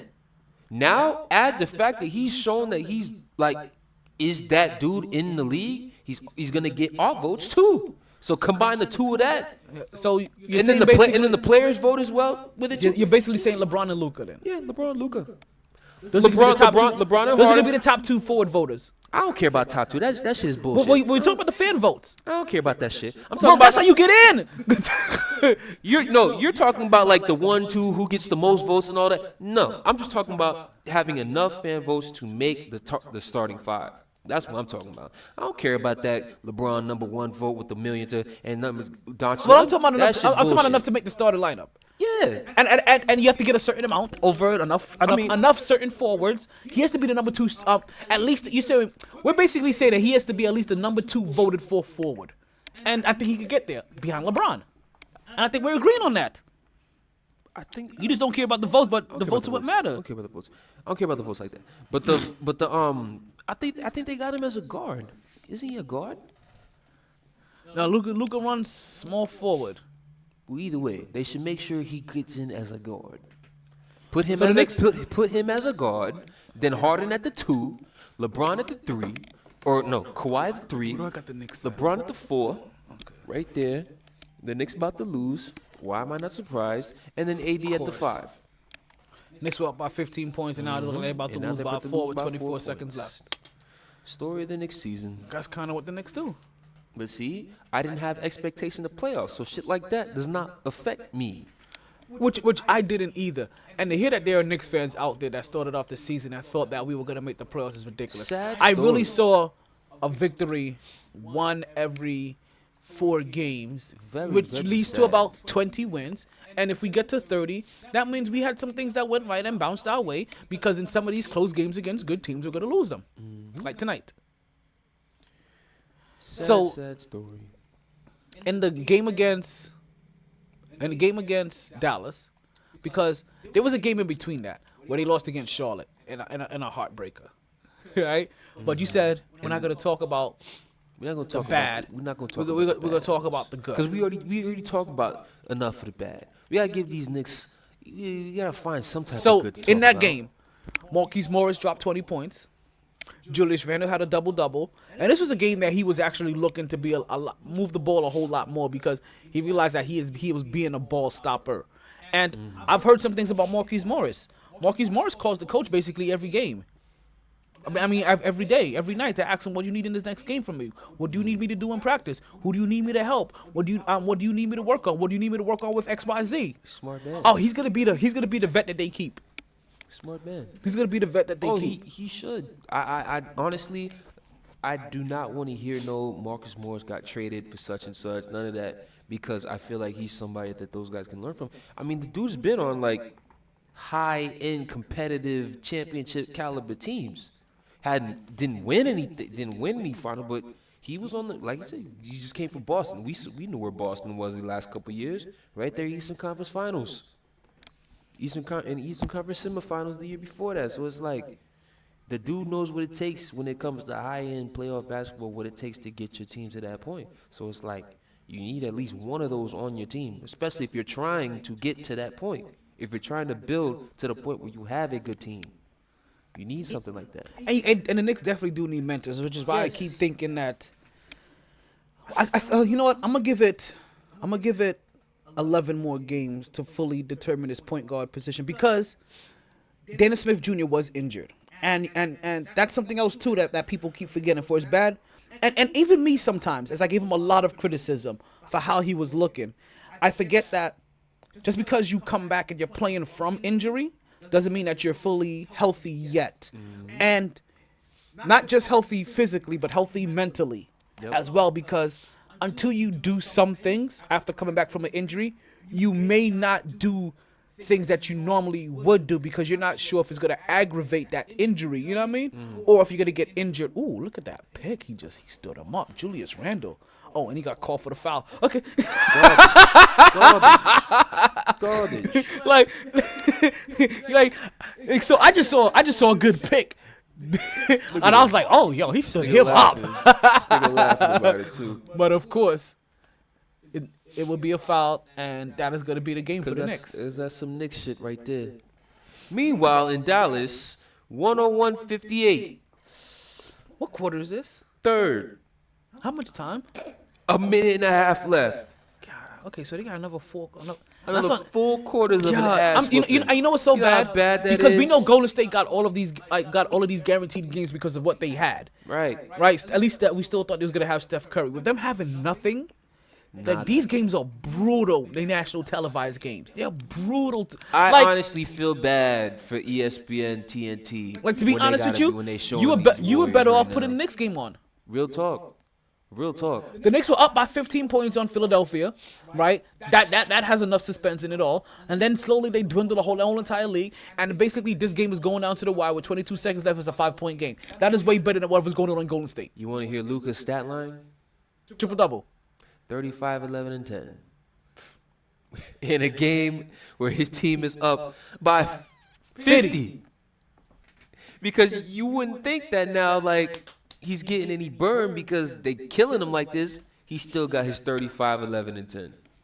Because that's how you get starting in the All-Star game. If Luka's not starting, something is wrong. Because, well, I don't want it. There's gonna be 3 players with the most triple doubles this year. I ain't gonna lie. Turn that up. That's that. That's that. Let's get that up a little bit for you. There we go. Yes, sir. Luka Doncic is gonna be one player that's gonna have one. It's gonna be one of the top 3 players with triple doubles. This year, LeBron James may actually make me happy as a son. And he may actually average a triple-double. He's going to be the next one. And he may actually average a triple-double this season. If he does that, he finally would have lived up to his expectations. Because I thought he should have been doing this way before Russell Westbrook. Which, why does he keep getting overlooked? Because if he keeps doing something that only one other player has ever done in the NBA, why isn't he automatically in the talks for MVP? Especially since it was the triple-double that won him the MVP. So if he keeps doing it and doing it and doing it, wow! How is he not consistently, either not the MVP or at least the top 3 players for MVP? Fuck the frail shit. Why are they disrespecting him? You snapped just now. You snapped. You snapped. I have nothing more to add. Because, yo, like, how did he win his MVP? Who, Bron? Russell Westbrook. Just going out there, basically like, well, KD's not here anymore. I do what I gotta do, but I gotta show that I can win and be a team player without this man. So I gotta go out there and score, pass, and rebound. Got his team to what? Maybe like the 8-7 seed, something like that. 6th, I believe. I think especially the first year he won MVP, I think there were a lot of times where he had MVP moments. So basically, that was like, because he wouldn't have won MVP if he had just gotten a double-double, no, right, or close to a triple-double almost every year, and his team got to like the 6th seed. Right. He got that because he got the triple-double. Averaged it. So why? If you remember, I don't want no, not yet. So why then does every year, even the year that Russell Westbrook won his MVP, does James Harden keep being talked about for MVP when all he keeps doing is almost getting a triple? Oh, he gets 8 and 6. Everybody almost. There's a lot of players that almost get a triple double. Why does he keep getting talked about for MVP for almost shit? Last time I checked, almost was only good in a couple of things. That was in grenades, horseshoes, and when it comes to college football rankings. Those college football rankings. Oh yeah, we adding that one in there. We we trademarking that shit here. Hell yeah. So you tell me so how does James Harden keep getting brought into the conversation for almost shit, and his teams are 4th seed, 5th seed, 6th seed, almost. Yet, here we go, Russell Westbrook, 8th seed, 7th seed, triple-double. But yet, all of a sudden, I did it once, and that's what got me. I keep doing the triple-doubles. Nobody else in history has ever gotten a triple-double in a season. Nobody else has gotten a triple-double for 2 seasons in a row, except for Oscar Robertson. Nobody else has definitely gotten a triple-double for 3 seasons in a row, since you've been keeping up with the stat. I'm breaking fucking history. And yet, I'm not being talked about for. And then he's doing it again this year. They just don't love Russ, man. They just don't fucking love Russ. No respect. See, that's a drink moment right there. That's a drink moment. That is a drink moment. Yeah, especially and the now, shit, especially the shit, you know, like. So, take a moment so I can breathe this one out. Yeah, I got you. Yeah, with Russ and his MVPs, man. Especially the first one, he had a lot of moments. Especially, I remember the way he, like, clinched it. Like, clinched that he was going to average a triple-double for He still took almost every single game. Like, he did it, like, right in, like, I think still, like, in the last 10 games of the season or some shit. Maybe in the last 5, if I'm not mistaken. The game, because there was a game against Denver that if he got the triple-double that day, not even just triple-doubles, like certain numbers with the triple-doubles, that it was, like, a lock no matter what he would do the rest of the year. Not only did he get it, he even dropped a game-winning 3. So it's like, drop the mic moment. real talk. Like, I got the numbers, I secured the triple-double for the year, and I gave you a game winner. What fucking more do you want from me, enter Tyrese? You know what I'm saying? Yeah. So it's like real talk. Real talk. Real fucking talk here, son. So it's like. So. Give that man once again, Russell Westbrook is being disrespected, I feel like. But this is the one year I find it justifiable, right? Granted, I think he may be on the verge of averaging a triple-double again this season. For now the 4th consecutive season. Uncharted, record-breaking category. Right. Consistently. Every game he does this damn near. All right, I think he's second now all time, or is he officially number 1? In triple-doubles? Did he officially take over the number 1 spot over Oscar Robertson last year, or is he still, or is he behind somebody else? I think he's still chasing. Okay, I'm not even sure if he passed Jason Kidd shit yet. He definitely passed Jason Kidd. Cause Jason Kidd, yeah, he definitely passed Jason Kidd. But if you find out, you let me know. If you guys know, you call into the show, you write it on the IG. Let me know. But I thought Russell Westbrook. If he's not bona fide, I know he's bona fide at least number 2. I thought he took over Oscar Robinson's number 1. I thought he tied him and then passed him already. Yeah, so I think. Yeah. Oh, he still got another 40 to get to catch Oscar. Okay, so where's he at? And who's in the top 3? Oscar's number 1 with 181. Russell's number 2, 141. Magic 138. Jason Kidd 107. LeBron 86. Who else is on that list? And where's Luka already? Luka's not here yet. The last one that they're showing me is 12, and that's Havlicek with 31. Okay, Luka will get there. 12? Luka's gonna get on the top 10. Luka will be there by the end of this year. So basically, for Russell Westbrook to break that list, he would have to average a triple-double this season again, and then he will get there, and then he'll be the sole leader of things. Now, while I still think he's gonna probably probably still not give him his love. But if he doesn't get it, well, listen. Do you know the year Oscar Robertson averaged a triple-double? He did not win MVP. Ha! Who won MVP that year? That probably Bill Russell. Was Wilt Chamberlain? Or him too. I think that was his. Yeah, it was one of those two. It's the only reason why. It was his. Only reason. It was the year he averaged 50 points a game. Oh, well. Yeah. So with that said, the only way, because right now I feel like Russell Westbrook is being disrespected on his own team, but I get it, because if James Harden can average 40 for a whole season, Now, that would be some shit. there we go. That would Now be some I'm shit. ready to give James That Harden would be some shit. an MVP, but because you understand, LeBron James is probably gonna almost average a triple double this season. He's in that Right category. now, if I think you ask most, LeBron is the leading candidate for MVP right now. because I think if It's he's not tight, but it's LeBron 1, Harden 2, and then because you if can he's not sort out averaging three a from triple there. double, then he's really close this year, right? And that may be know what he's gets leading the him league in assists because right now, that's because for sure, with because 11.2. popularity is popular. If he's averaging a triple double, popularity will say, oh, here goes the narrative. LeBron James in the league for 20 years.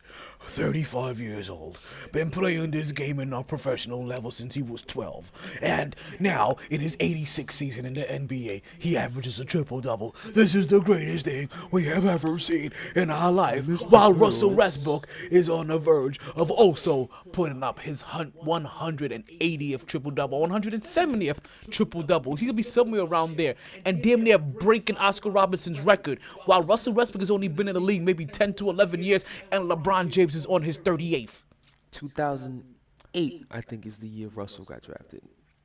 That's literally 11 years. So remember I'm telling you this. They're gonna praise LeBron James' triple double as if it is the first time you've ever seen angels with wings, but yet we have been watching Russell Westbrook fly across this NBA for 3 straight years now with wings, doing what we're gonna praise LeBron James. We're gonna sprinkle him like he's Salt Babe. You understand? Like, like that's how much praise he's gonna get for doing this in his 42nd season, but yet. Here goes Russell Westbrook, already surpassing him.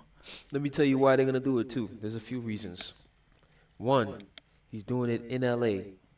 2, he's doing it off a season where he missed a lot of games due to injury, didn't make the playoffs. There was a lot of talk about Kawhi being best player in the league, blase. So this is like LeBron's revenge tour type shit going on right now. So it's basically like, just getting back at everybody, proving that he's still the best player in the world, blase. And on top of that, you got the Lakers tied with Boston, if not tied with Boston for the best record in the league. If not that, then they have the best record in the league right now.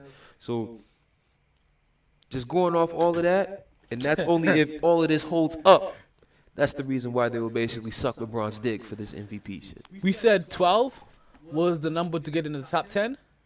No, I was just going off what that list was right? showing me. Yeah, but I saw it off Basketball yeah, Reference, so I'm saying was 12 to get into the top 10? Was that what you saw there? No. 30, 31. 12 got you in the top 30. No, Okay. 31 times is like the 12th ranked player.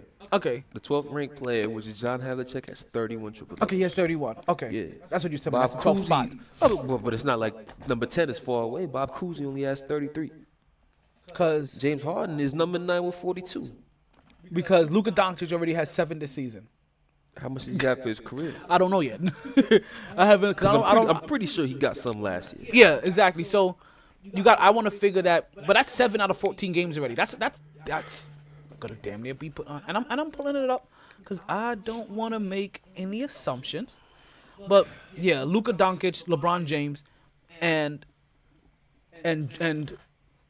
Russell Westbrook are gonna be the top 3 individuals for triple doubles this season. Right. But if James Harden can continue to average 40 a game, he'll probably end up winning MVP. There'll be no way not to give it to him now. Because also, if they continue to win, Plus, he made a lot of hoopla and noise about it anyway, too. and he has to keep his team, but he also has to keep his team in top has 3. to be winning. Yes. That team has to stay top 3. Has to. San Antonio struggling is surprising. Because I'm pretty sure the Lakers are not gonna fall off. No. So, but you don't have to worry about the Lakers. They have to worry about their own division. Their own division. That's really all they have to worry about. And being a top 3 seed. So, that's what taking care of your division does. I mean, you know what I mean? So right now he's averaging Where is he at? 39.2 points per game, 5 rebounds, 7 assists. If he gets that average and he does 40, Russell Westbrook does his triple-double, right? I can overlook Russell Westbrook being overlooked again for James Harden averaging 40 in a year. Or I ain't gonna lie, right now, for so far this year, Russell's not even in no MVP talk. That shooting percentage and stuff right now, that shit needs to get up. That shit needs to get up there. We not even looking at Russell for MVP right now. Nope. No sir.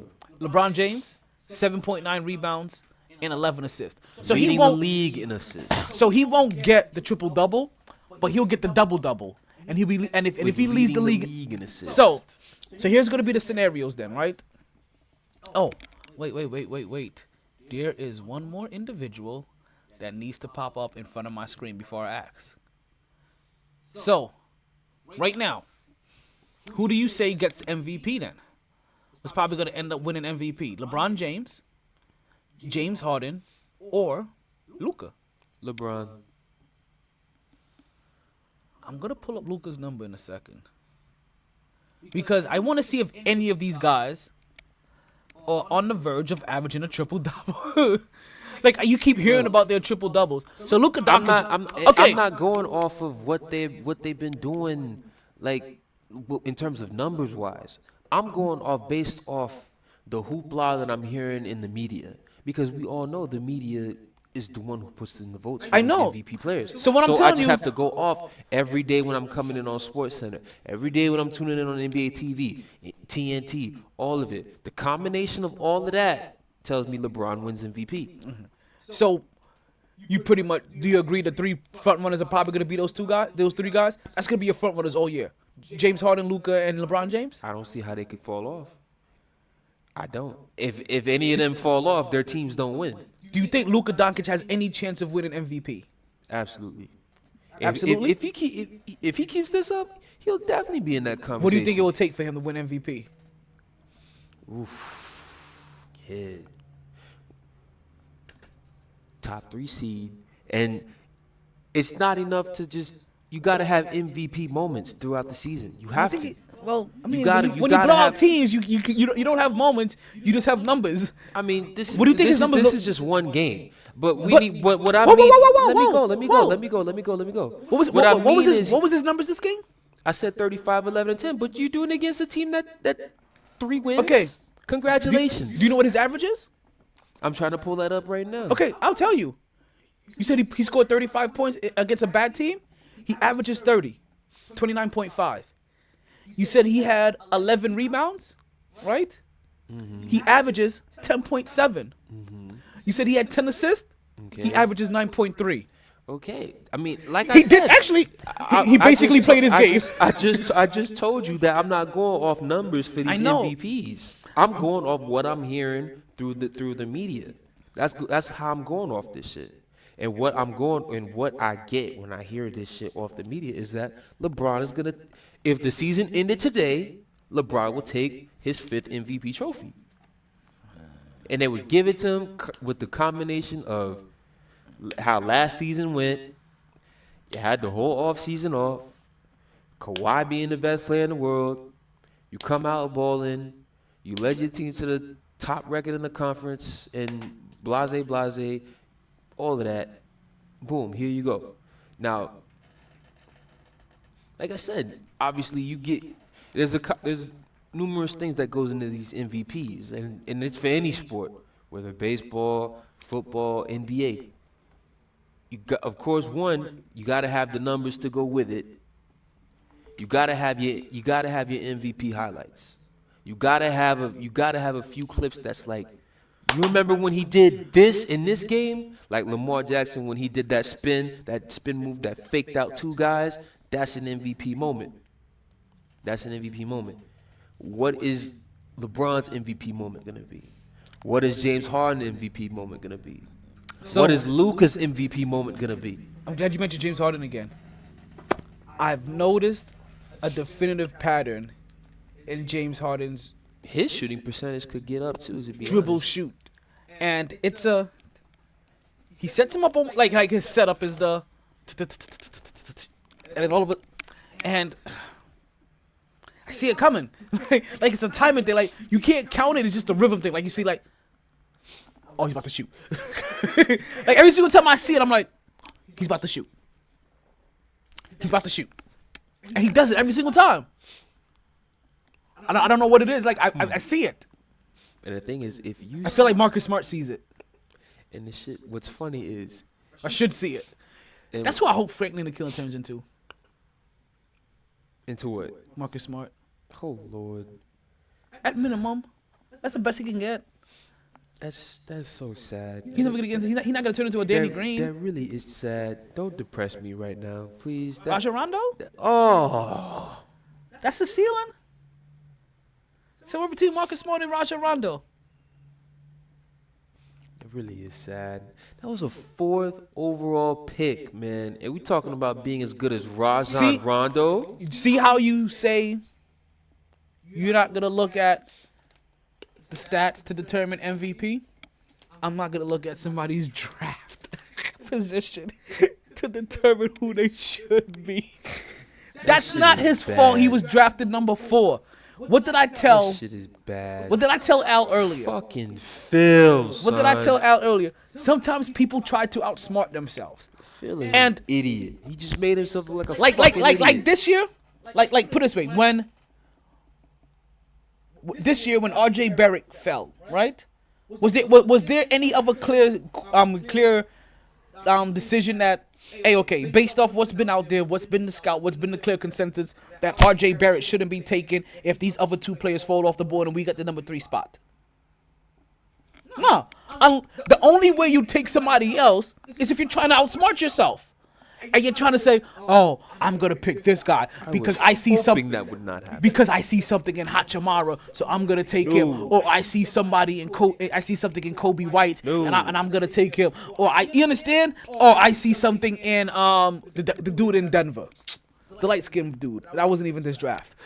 I'm talking about Porter Jr. Don't do that either. Right? So that's how you... That's how you mess up, and that's how you outsmart yourself, is by doing things like that. So that year they outsmarted themselves. You can't blame Frank for that. Frank is I'm not blaming Frank at all. Frank is just trying to be the dog that whatever kind of dog that he's trying to be. And at his best, he may be somewhere between Rajon Rondo and Marcus Smart. I'm depressed again. Hopefully. I'm depressed again. Okay, so let's talk about their next win then, because listen, in the win against Dallas, like our young bucks really didn't do much. I mean, we had Marcus Morris. Marcus Morris isn't a young buck. Marcus Morris dropped 20. Julius Randle dropped 17, and Frank had 5. RJ Barrett had 8. Dennis Smith Jr. He enjoyed being home. He showed that I'm no longer injured. He was able to drop at least 13 on that game. But more importantly, he had 8 assists and 6 rebounds. So he showed a little bit overall game. He got to the line a little bit, showed some athleticism, showed that, and this is where I wanted, and this is where I had to take some pressure off of him, because I realized, okay, oh damn, this game is still going on. Oh yeah, I told you it was still going. Dallas versus Golden State, 80-123. I just saw Porzingis laughing on the. Exactly. If I was killing some team 123-80, I'd be laughing too. So, the hell just happened here? Ridiculous, man. Oh, that's one. Okay, so that's the reason why I wanted to take some heat off of Dennis Smith Jr. Because I've been giving him a lot of heat for the first 14 games, and I realized you have to remember he's coming back from injury, and I started saying this early. Just because you're back from injury doesn't mean that you're not still injured or you haven't gotten over everything. And I thought this game in Dallas is where he finally got over that mental stigma that I can still do some of the old things that I could do. And I hope that he's able to at least still consistently, possibly, give us 13 points a game. I can take 13 from him for the first half of the season while he gets his rhythm back for the next, over the span of the next 20 games while he gets, you know what I mean? Because that will be progression. And that's all I truly keep wanting to see from this Knicks team is progression. Mitchell Robinson dropped 16 points and 8 rebounds. Bobby Portis chucked up 10 points. Every time he scores, I call it a chuck up. Chuck up. Kevin Knox, you know what I mean? He drizzled in 6. That's kind of what he does. Dotson returned, gave us 7 points. I like Damian Dotson because even as a fairly young guy, he's kind of like in his mid-20s, like 26, 27-ish. Right. I think maybe like 25. He's still been in the league enough time. He's coming from the bottom portion of the league where he still can give those guys enough experience on how to be an NBA professional. And you see him talking in the huddles. You see him putting guys in position. And talking about putting guys in position, we saw Melo putting guys in position on defense in the Portland game. We'll talk about that in a little bit, right? Because Melo did return. The other win with the Knicks, right, came when they played Cleveland. And that, let me tell you, that was one game that I watched closely. And I was going to be on these niggas if they lost again. Because I'm like, you let a team that's just as bad as you, if not worse, kick the shit out of you. Well, they didn't kick the shit out of them. They embarrassed them in the fourth quarter. Kick the shit out of them. They did not kick the shit out of them. They embarrassed them. If you lose by more than 10 points in the NBA, you got the shit kicked out of you. Okay, so I don't care at any point. Okay, so you know what? No, I understand what happened because this game was tied 85-85 in the third quarter. They got embarrassed. Okay, then they got the shit kicked out of them in the fourth quarter. They didn't get the shit kicked out of them all game. They did what bad young teams do. They lost their composure and they lost in the fourth. Cause now I gotta see. Now I have to see exactly this shit again because Cody telling me Kobe White end up dropping 7 3-pointers in the fourth quarter. He had 6 points before that. Kick the shit out of them. In the fourth quarter, it was tied at 85 That's apiece. winning. What do we call the fourth quarter, though, T? What do we call the fourth quarter? What do we call the fourth quarter? What do we call the fourth quarter? Winning time, right? Exactly. So in winning time, the time that the game matters the most, you got the shit kicked out of you. Well, that just happened again in Philadelphia. Exactly. Then technically, You got the except for shit kicked it out of was a 5-point game. Got this shit kicked out of you. They lost again in the fourth quarter because bad teams don't know how to.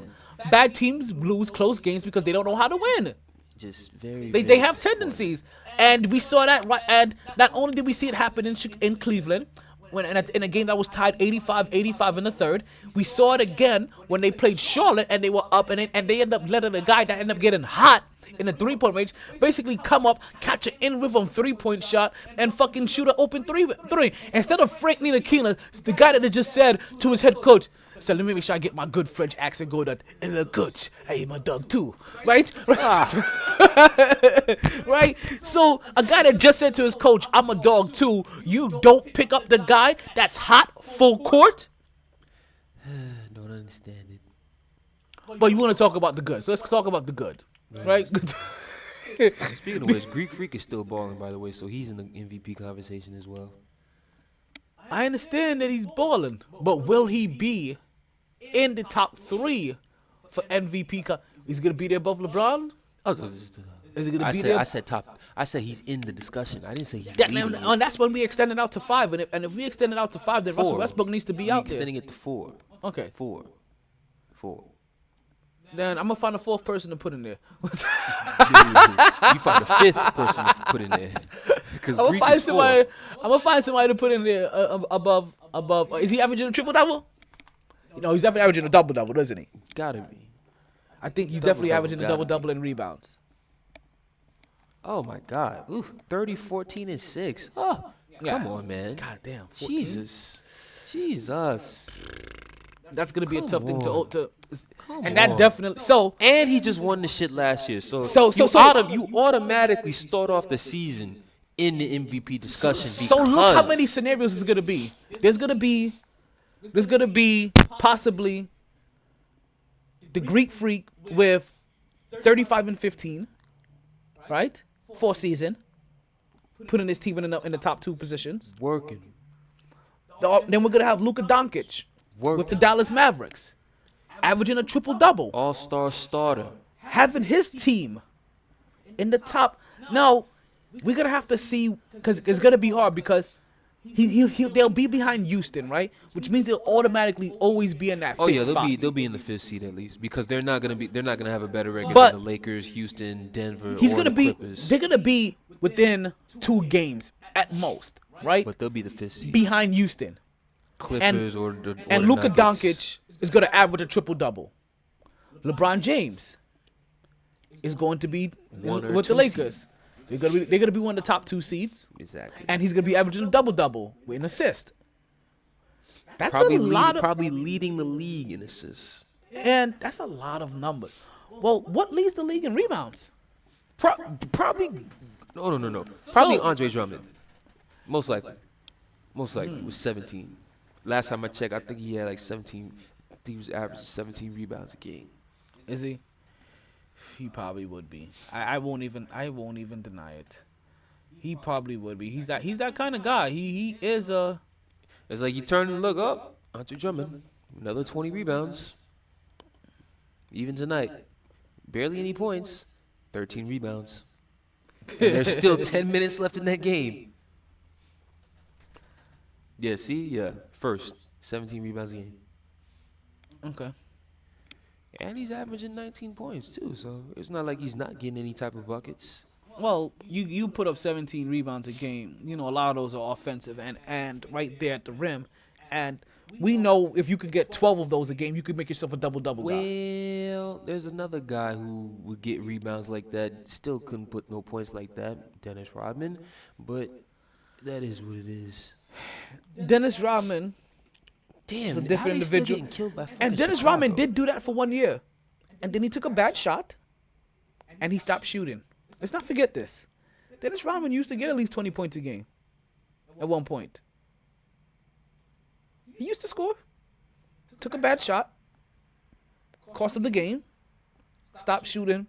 Focus only on rebounding. But I mean, the Ben Wallaces of the world, they were able to get that. He'll be in the The Dwight Howards of the world were able to get that. early part of his career. Well, this is still the early part of Drummond's career too. What is he still on within his first 6 seasons? But at least Howard got to the finals. Yeah, within Dwight Howard's first 6 seasons, he was already in a WNBA championship. You said WNBA? Sorry.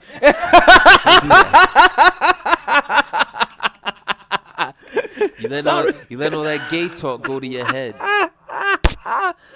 Sorry, I was picturing Dwight Howard now as I talk about Dwight Howard back then. Oh shoot! That's funny, man. This may not be the instrumental. We have to cut this. So in their win, the Knicks, they actually were able to hold off against Cleveland, and this is also a game that also didn't have Kevin Love, so that also helped the power forwards not have such a hard time. As you saw Marcus Morris go off for 23, Julius Randle. Yep, this is the thing. Sorry. So Julius Randle goes off for 30. RJ Barrett gets a little bit better that game. He puts in 15.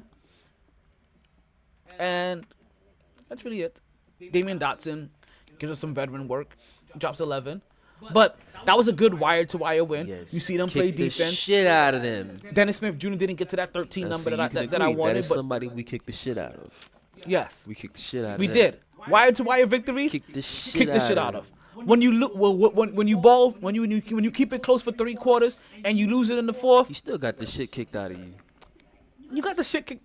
Because You it's got- you got- in you winning got- time, you got the shit kicked out of you. Okay, I can't argue this one. You keep making a couple points that may be all right.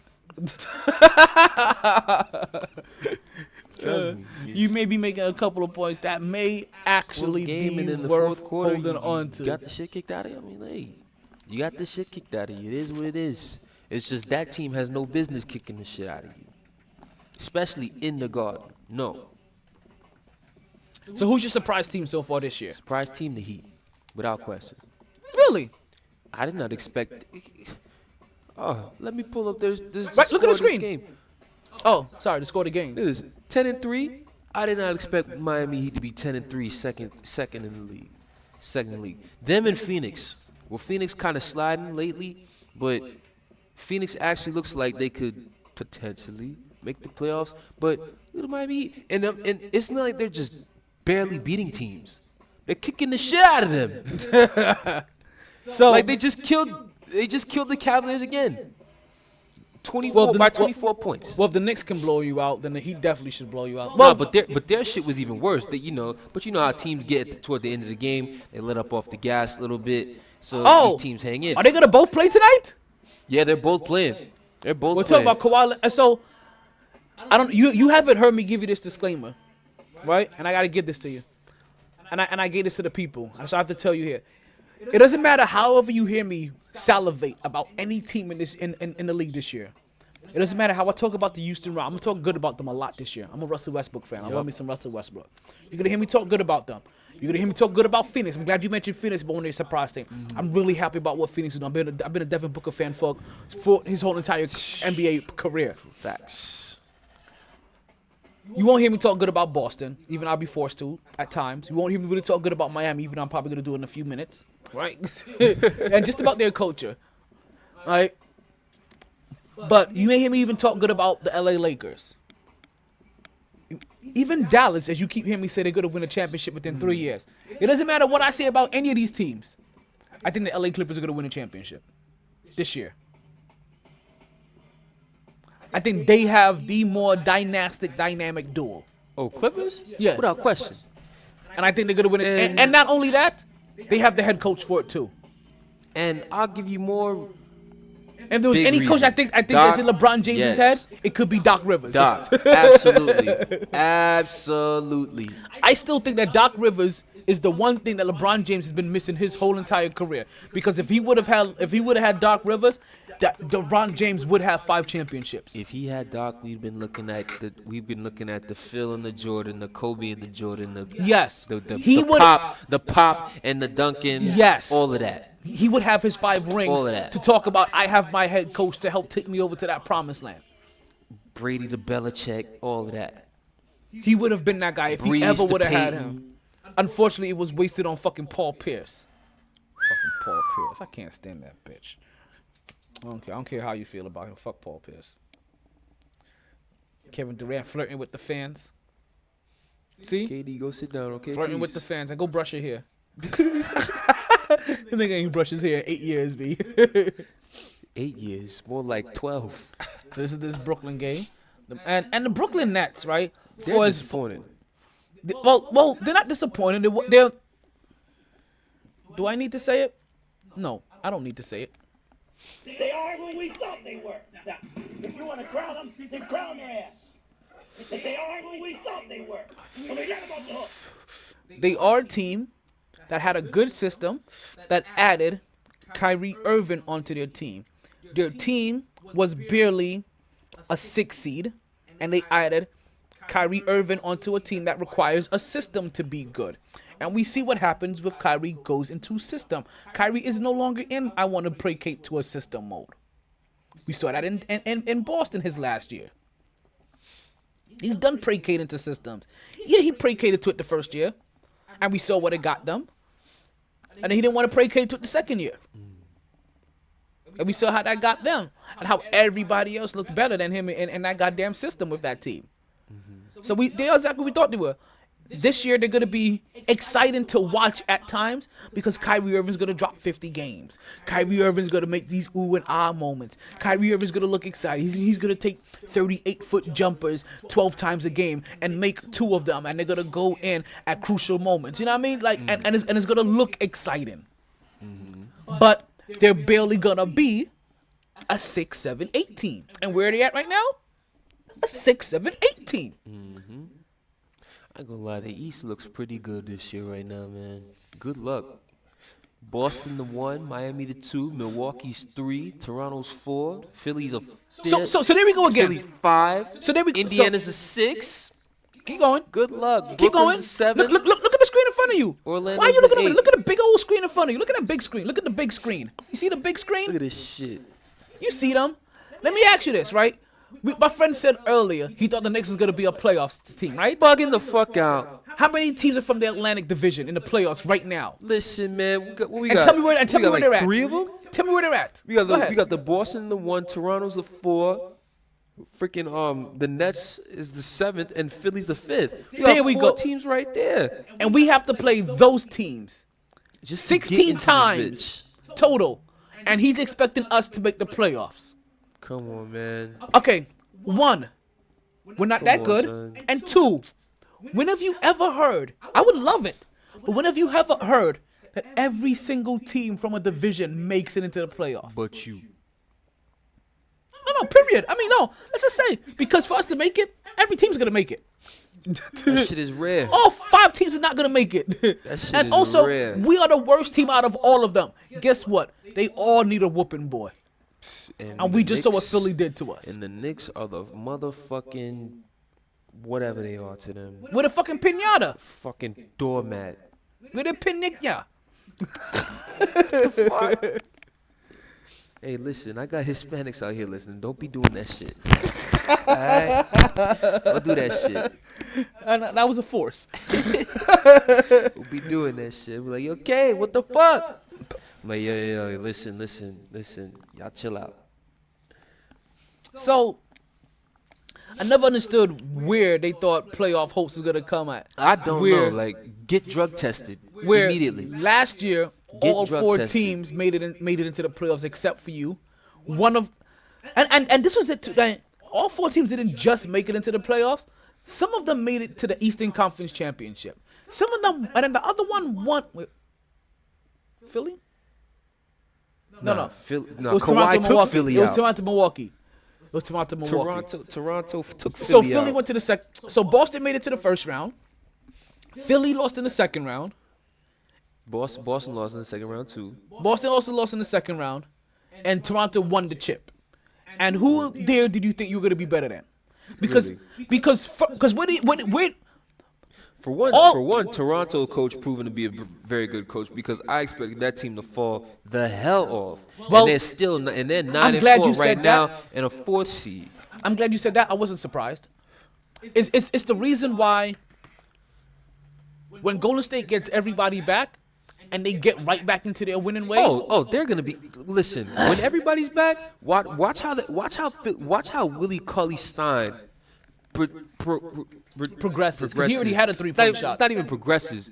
Proves to be like The center they needed. yeah, maybe not needed because I feel like if they keep losing, they have like a top 3 pick. They might snatch that center from Memphis. Snatch him too. You know, it might do that. But Find a way to trade for Taco what Falls. I mean is he'll probably be the best, most productive center that they've had in this entire run that they've had. Because obviously Boogie Cousins was hurt, and then you had Bogut, and then he you could had possibly play Bogut, like whatever, Cat. He got some cat in Pachulia, whatever, JaVale McGee, once Curry and Clay are back, and then everybody's in their roles, and then D'Angelo stays because I feel like he will stay. I think so too. Which I'm glad you said that. So Willie Cauley-Stein will prove to be the most productive center that they've had in So- this whole run. I'm gonna start with Golden State, right? So I'm glad you said that. Trust me. Come next year, there's gonna be hell to pay. Come next year. This once- is even once why those I guys thought. get back. This is even why I thought they would be good this year. Still, before they lost Stephen Curry, obviously. Right. Was because when they won their championship, right? They won that championship with Harrison Barnes. When they lost their championships, they lost that one. They lost it because Cleveland had two guys that can handle the ball, get their own shot, get their own buckets. And they lost it because Curry wasn't Curry when they needed him to be create for themselves. You know what I mean? Do everything for themselves, right? Basically, they had 2 people that can do what Stephen Curry can do, and only one person. And Golden State only has 1 person that can do what Stephen Curry can do, which is Stephen Curry. right? However, don't get it twisted. Playoff Clay is elite. But playoff Clay doesn't dribble the ball, collapse the defense, truly force them to move so that it can move. All and the I ball, know, if it wasn't for playoff Clay, them boys don't even make it to the finals that one year that they lost. but Clay's because that Clay in Game 6 against OKC, But Clay's different though. Clay is like how Danny Green gets at times. When he plays, he had the next year too against Houston. That game was, I think it was game 4. And he's game an 4. Iron- and It was he's an game 4, Iron Man game 6. too. But once again, it was back in Golden State. They needed a big play, and if they didn't get it, they were going to lose. Clay goes off for another 40. But he scores That different. He scores differently. He doesn't score like Stephen Curry, LeBron James, and Kyrie Irving. Those guys score in a way that forces the defense to collapse, so you can kick the ball out. So that Clay is kind of more of a stationary scorer. When he moves, when he takes a moving shot, I should say, right? That's the anomaly. He's normally moving. He scores like a Reggie Miller and a Rip Hamilton. When he moves and then he'll come off a screen catch it and he'll shoot. Or he catches it open and he'll shoot. He really takes his guy off the dribble, breaks down the defense, either scores at the rim, scores and draws contact. Like that's not his true essence. But to be real, if I'm playing in the league, I would rather score how Clay scores. Shit is easy. Less energy. You're right, but less energy. It doesn't lead to the kind of winning. It basically, the way that Clay scores is basically what ultimately cost them to lose their championship to Cleveland. It's because he couldn't give you the scoring in the way that Kyrie Irving and LeBron gives you, which is a very unique way, right? That forces the defense to move a little bit differently. Not just move, not at all, but move differently, which is why I thought them getting at the same time, for one, it helps that especially those two they just took it to a whole nother level. But so it's like, move the defense and everything, but at the same time, if they're doing all that dribble, like Harden tends to do at times, but misses his shots, then it's like you're doing all that trying to create the defense and get the defense moving for no reason because you're not making your shots. Well, they don't miss their shots. These two are snipers, and Exactly. that's what makes them.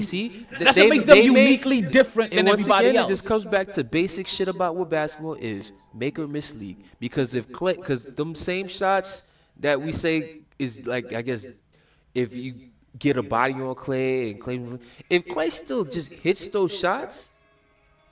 What are we talking about here? If Curry decided to show up in Game 7 and some of those shots that he was taking, we're not talking about LeBron and them with 3-1 comeback at all. All right. So I'm not. I don't want to focus on them. It's like at the end of the on day, them winning it's, or losing. It's make or miss league. I was talking about this to bring up the fact that them losing was really only the fact that they didn't have two primary ball handling scorers the way that Cleveland did. And once Cleveland had those two guys, that's the reason why they had to go get Kevin Durant. It changed the dynamic of their primary two scorers. But they didn't need Kevin Durant to win a championship. They just needed, because they did it with Harrison Barnes. So technically, they just consistently needed better than Harrison Barnes from a method of how you score. Which is why I thought D'Angelo Russell is a good pickup for them, because D'Angelo Russell can be a scorer with the ball in his hand, can collapse the defense, can basically score in a way that forces the defense move in the way that Golden State needs, that doesn't just force always Kyrie and doesn't always force Stephen Curry to always have the ball, because when you could just isolate that just to Stephen Curry, it makes them easy to beat, and we've seen that. And that's the reason why I think D'Angelo Russell should stay with them. So basically, what you're saying is Golden State will be a championship contender again next season, right? Yes. Exactly. So do I. Especially after the season's done, they'll have a high draft pick and then free agency on top of that, and then Clay comes back, Curry comes back. Yep. Good luck. I said that to tell you that NBA, enjoy this season right now because Golden State will be a force to be reckoned with once again come next season. So enjoy kicking the shit out of them right now. Just to let you know. That's why I have no pity for them, because I'm like, this is gonna be one season. Oh, they're gonna get that. What Miami got? Keep kicking the shit out of them. That year is gonna be like the year Dwayne Wade went out and Miami got the number 2 pick and picked. Except for they won't be picking Michael Beasley. They actually be picking somebody worthwhile they can use. And I don't see them getting bounced in the first round next season. So I expect them to get they'll be going deep. To the Western they'll have Conference everybody. Finals. I see Russell Wilson, D'Angelo Russell come back. He's there for 4 years. The only way he can leave is if they trade him. They trade him. Yeah, Steph Curry comes back.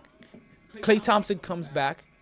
You add in Willie Cauley-Stein and see what he's learned, and whatever young rookie that already you there. develop, and whoever they've been developing this year. Because I keep wanting to see how Steve Kerr develops players this year. Oh, that's what I want to see. There's a couple of these young guns who are actually looking pretty good out here. So we ultimately actually talked about actually binds pretty Golden well. State and them just needing better than Harrison Barnes to basically say, I'm not surprised about Toronto because I just ultimately thought they needed better than DeMar DeRozan. Like, you won your championship with Kawhi Leonard, but you've been doing this for 5 years now. The reason why they fired their head coach after having the best season they've ever had and going as far as they've ever gone, and the reason why they went out and got Kawhi Leonard and let DeMar DeRozan go, because they were trying to get over a plateau, over them being this team over 5 years. I'm not surprised that they're here, because you know what it took for them to get back here? I'm surprised it's still here because it's like, all right, Kawhi left. Kawhi Now left. and you still don't have no DeMar. Still, So it's like still a great coach, but we saw something. We saw two things. We saw the rise of Pascal Siakam, and we also saw on Van Fleek, right? and shout out to both of them because they just took their game up to a new level. So, and that was gonna be the key factor. So again, to be back in the top 4 or 5 of the league, you didn't need again to have Kawhi Leonard. You just needed DeMar DeRozan or better again. And Pascal Siakam showed last year that he possibly could be that guy. And then this year, for 14 games, he showed that, hey, I am that guy. All-star. And I can be consistent enough to give you what you used to get from DeMar DeRozan, at least, so that we could consistently be contenders or be consistent. And also, guess what? Van Fleet also shows that I can be consistent enough to do this now to also help add. So you got 2 guys that can give you at least consistent work of at least DeMar DeRozan. Stop that. Don't do DeMar I'm like sorry. that. What's going on in San Antonio? What's going on in San Antonio? Stop what? Sad San- story. Let me tell you this. You remember how I tell you how I talked about the Jets a couple weeks ago? Right? And I told you I find solace in little weird stats. Like, hey, you know what? We're not that bad. The Atlanta Falcons at that time only had 1 victory more than us. Right? Or the New York Giants only had 1 victory more than us. We're not that bad. A team like Cleveland with all that talent at that time only had 1 victory more than us.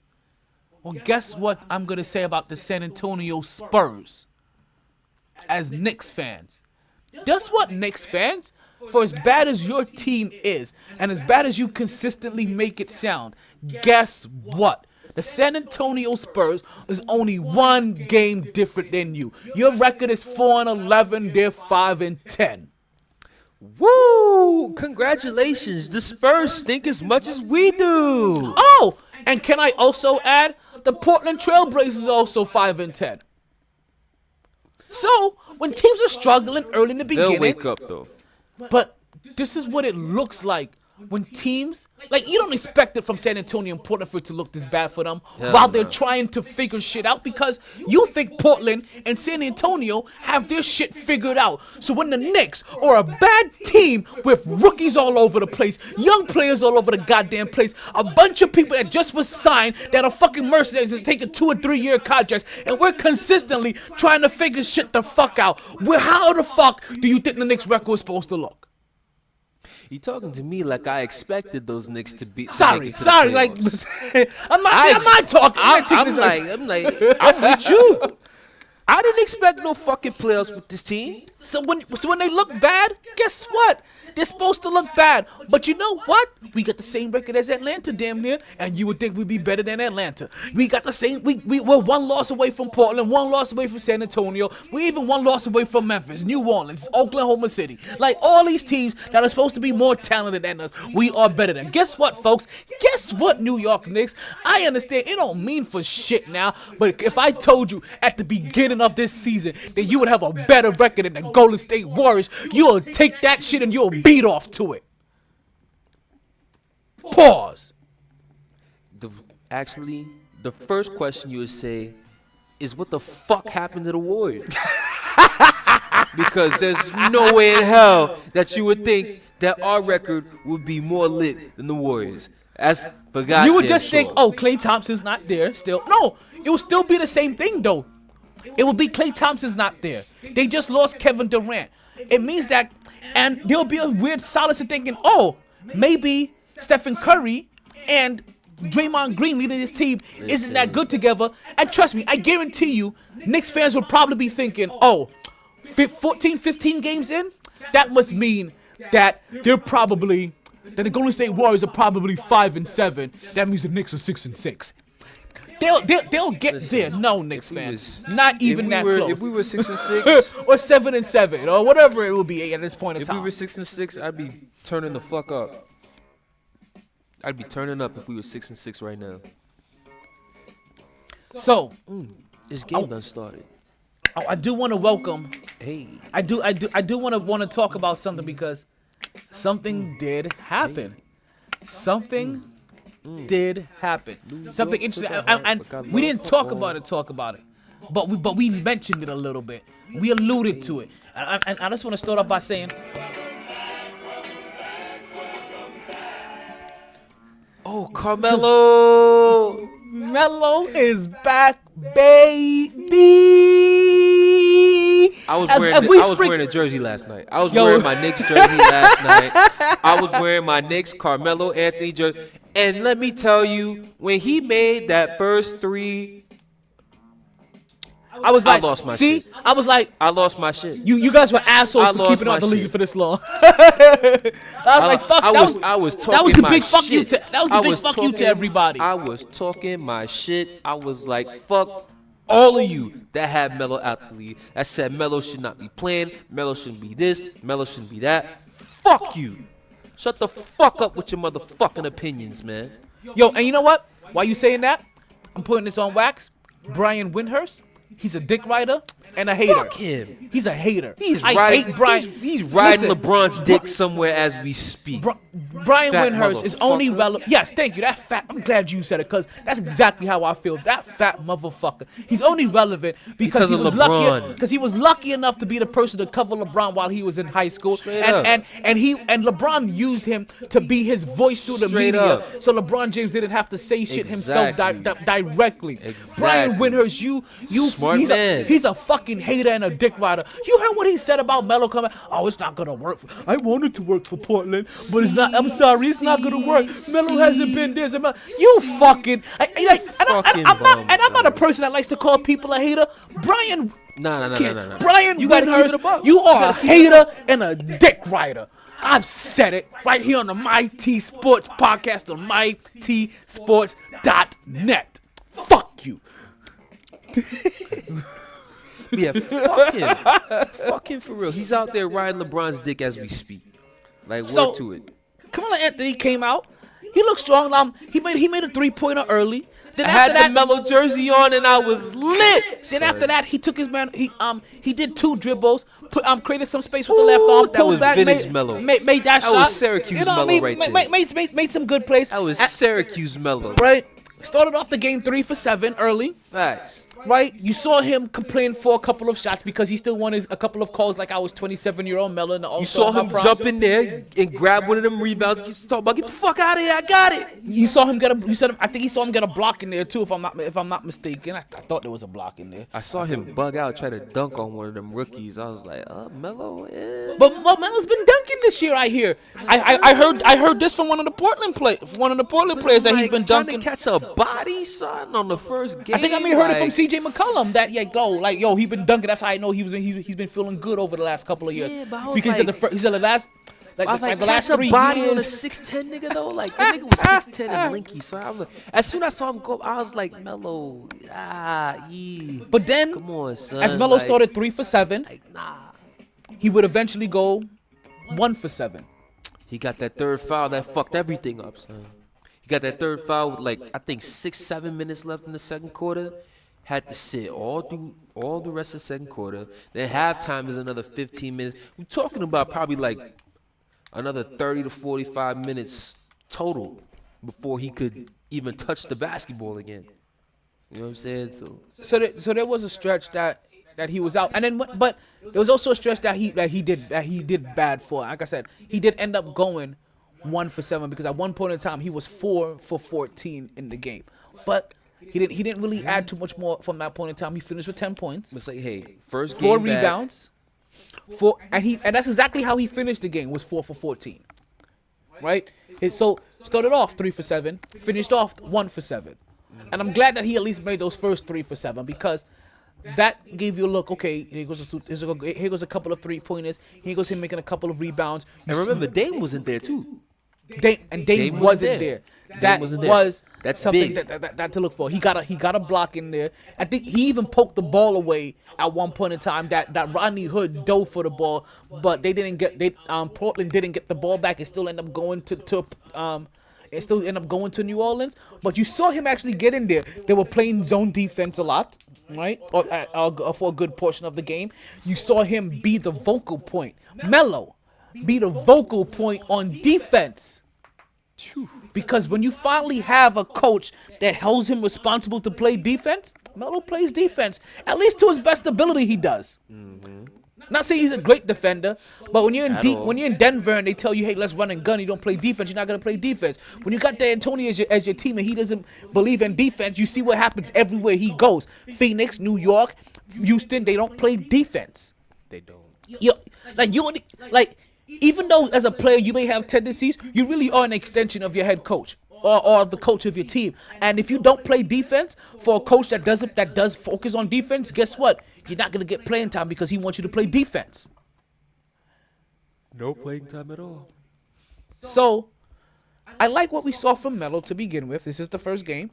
I want to see him with Damian Lillard back, because I want to see when you have a guy now in Damian Lillard that scores scores the way that we talked about Kyrie Irving, LeBron James. I ain't looking forward to them the next game though. Who the next game? They got Milwaukee. You talking about the Knicks? No, I'm talking about Portland. Well, they do, but They got Milwaukee. Milwaukee Tomorrow night. I don't TNT, care. nah, And if Melo's starting, then he's gonna be playing small forward against. No. Who? Melo, fake an injury. Fake the injury. No. Wait, you don't need a fake injury. Fake the injury, son. Stop it right now. Fake the injury, son. I can't have you take that L. Stop. You have to get with the times. He's been at the league for a whole year. This is his first game back. It's called load management. I need rest. Load management. rest. Give us some load management. I need rest tonight. Don't let him go up against Giannis. He ain't gonna get one shot off. Woo. What did I say Giannis' numbers was? 30, 14, and 6. But how many blocks is he getting? Did you see that? I You don't didn't even know, look at that. But let me tell you something right now. Melo go up in that paint, think it's sweet. Could be a block party. Also, as we're talking about returns, 40, Also- 15, and 10. to Paul George. This nigga here. Paul George returned. Smooth bucket. Not only did he drop a pair of 30s, like he was a fucking ESPN special. Like, he dropped a 34-30, right? Yo, smooth buckets. But then, you know, as everybody like to say, you say you can't go back home, but the only time you hear that is when you're back home, and then he goes back home, and he hits a game winner. Smooth buckets. 37 points in 20 minutes? Shit. So he returned against and against New Orleans, he drops 33 points, 9 rebounds, plays 24 minutes. Makes three 3-pointers in that game. Makes 10 free throws. Smooth buckets, man. Then they go down the road. They take on Atlanta. And in Atlanta, he drops, as you just said, 37 points on 10 for 17 shooting, 6 3-pointers. He even gave them the Jordan shrug at one point in time. 11 free throws, all in 20 minutes, people. All in 20 minutes and 10 seconds, to be exact. Like, come on, man. Come on, son. And then, and this is his first 3 games back, folks. Like I said, so there goes his 30 for 30. And then he goes back, and then, I shouldn't say he goes back home, but his former team comes to play them. So Oklahoma City comes into LA, and he doesn't have that big scoring outburst that he had in the first couple of games, but still an efficient game. 50% from the field. 7 for 14, 3 for 7 from 3-point. But this time, you see the big difference. He didn't have all those free throw shots. But Just made one free throw. he made a crucial 3-pointer at the end of the game to put his team up that ended up being the game-winning shot. Yup.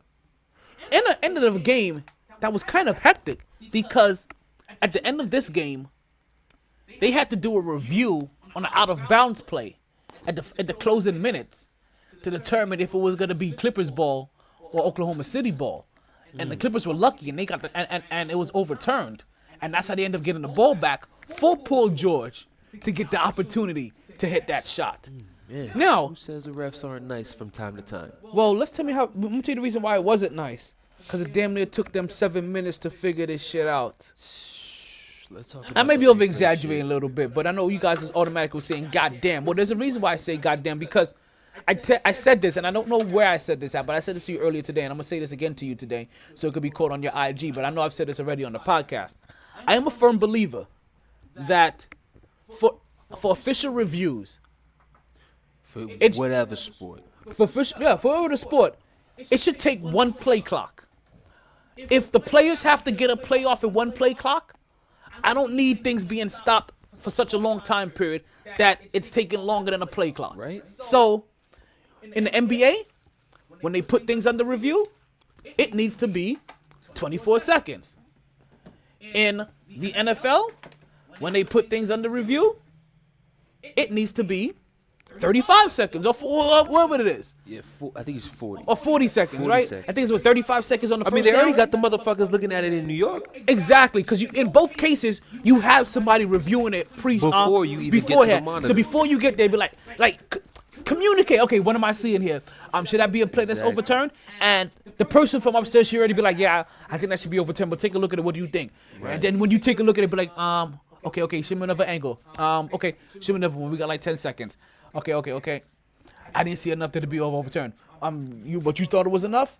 Okay, I'm gonna go with my call. That's cool. You're like, yeah. If you think it wasn't enough, you only got 24 seconds. Bam. I can get that. You know what I mean? But if you're going to be like, okay, yeah. I think it was enough. Okay, yeah. We can run with that. Boom. Get out of there. One play clock. Quick, man.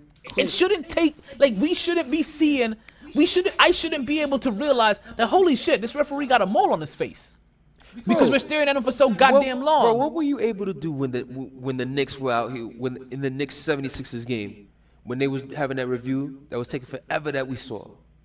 You was able to switch the screens. Like, come on, man. We were able to. Because in case you guys don't realize, we have 2 games. We have 2 screens going on, and we have the capability to put it on 2 games. Right now, we got stats on the other one, right? But we're taking advantage of our blind vision and not even utilizing we're just finding stat shit everywhere. Right. But I switched the game from the screen that didn't have sound to the screen that did have sound. So I had to stop. So before I stopped it, I even put it on here. Then it wouldn't load up properly, so it took forever to load. Then it backed me all the way out of the app. Then I had to reload the app, wait for it to come back on, and they still were reviewing the goddamn play. And then when we came in, you know what they said? I think they're done. Oh no, they went back under for more review. It shouldn't take more than 24 seconds. Like Especially when it's just. If you can't overturn it's not even like they were reviewing like something going out of bounds or something. They were reviewing a bullshit ass push, aggressive ass play from Marcus Morris and Joel. And you know what's so funny? They can get away with it too, because doesn't both laws basically say you're not gonna overturn the play unless it's an egregious call or it's definitive. So if you can't definitively tell in 24 seconds, then you don't overturn it. You get put off the hook. If in that time, if all your angles are, oh yeah, that's definitive, you can see it, then you come out of there quick and you be like, oh yeah, we got this. You know what I mean? Because you know that you're on the clock. You know why they take 10 minutes? Because they are not regulated. Mm-hmm. And yet, I'm not a fan of being balked on all the time, but they wonder why they being balked on all the goddamn time. And this shit Sound over here like DMX. Hey, yo, ref, why can't you get a call straight? Like shit. And the other shit is, man, it's like they spend all that time reviewing, and it's not even like they're still getting the shit right all the time. Oh, that's what it is. This is what I was actually looking for when I wanted to talk about Camille Anthony and Paul George. This is where it's at. So we welcome back to the league Paul George and Camilla Anthony. The legend. Camilla Anthony not doing as much. The as Hall Paul. of Famer. Oh, definitely a Hall of Famer. That's because it is a. Thank God. I had to put that out there because some people tend to get it twisted talking about Melo's not a Hall of Famer. Get the fuck out of here. Well, let me tell you this. Thank God it's a basketball Hall of Fame. Yes. And not an NBA Hall of Fame. Yes. Because that factors in high school. The- that factors in college. the that resume- factors in Olympic play. the resume that I read off to you for his college shit is probably what gonna help get him into, and also obviously the Olympic gold. But that championship run as a rookie, where no other rookie had ever won a national championship as a rookie, being the man on their team, averaging a double. He didn't have no other dynamic player on his team. You know what I mean? With him, who was it? Warwick at the time. Warwick Dunn or something like that. Warwick, man. So he had no other real when he was beating teams that had like Michael Conley and something else, I think, on somebody else on their team. So I know Wade was in that Final Four too. He may have been. It was around that. It would have been the same because Wade was. But I think Kansas took them because Wade was out, already like a 3 or 4 year player, something like that. He's a 3-year player, definitely. I think Something like minimum. that. I So think a 2 year. I think it was 2 years. no. Wade definitely did 3. I know one of those years. I think what it was is one of those years he redshirted due to academics or something like that. Okay, could have been. Cause I know he was in college for 3 years, at least minimum. Cause I remember talking him being the old man vet, and that was part of it because he had did those couple of years. So yeah, Camilla Anthony, it being a basketball Hall of Fame is what's gonna help him get into the Hall of Fame because that stint in college. And then listen, think about this: if Camilla Anthony didn't get back into the league, right, and he now retires, Still a Hall of Famer. and then 5 years from now, it's Hall of Fame. Guess what? His school still wouldn't have won a fucking championship Hell no, the fuck? since he won one for them. Hell no, Syracuse is dog garbage right now. Do you know how many of these teams that you hear some of these, the Dukes, the Kentuckys, all these Blue Bloods and all these other teams, how many championships they won in college, and how many championships their team has won since they've left? Plenty. Syracuse, none. None. I don't even think they made it to a Final Four since. No, they've been to a couple Final Fours. They've been to a couple. I think they've even been Final to Four? Not Sweet 16. No. Final Four. Final Fours. I remember a couple years ago they had a run where they got to the Final Four against North Carolina. Okay. I'll take your word for it. I'll take your word for it. I mean, it's not like Syracuse fell completely off the map. Like they don't compete, or they don't make the tournament, anything like that. It's just they haven't won the championship. That's what I'm saying. Melo, welcome back. Paul George, welcome back. Put on the 30 for 30, and also dropping the mic on them.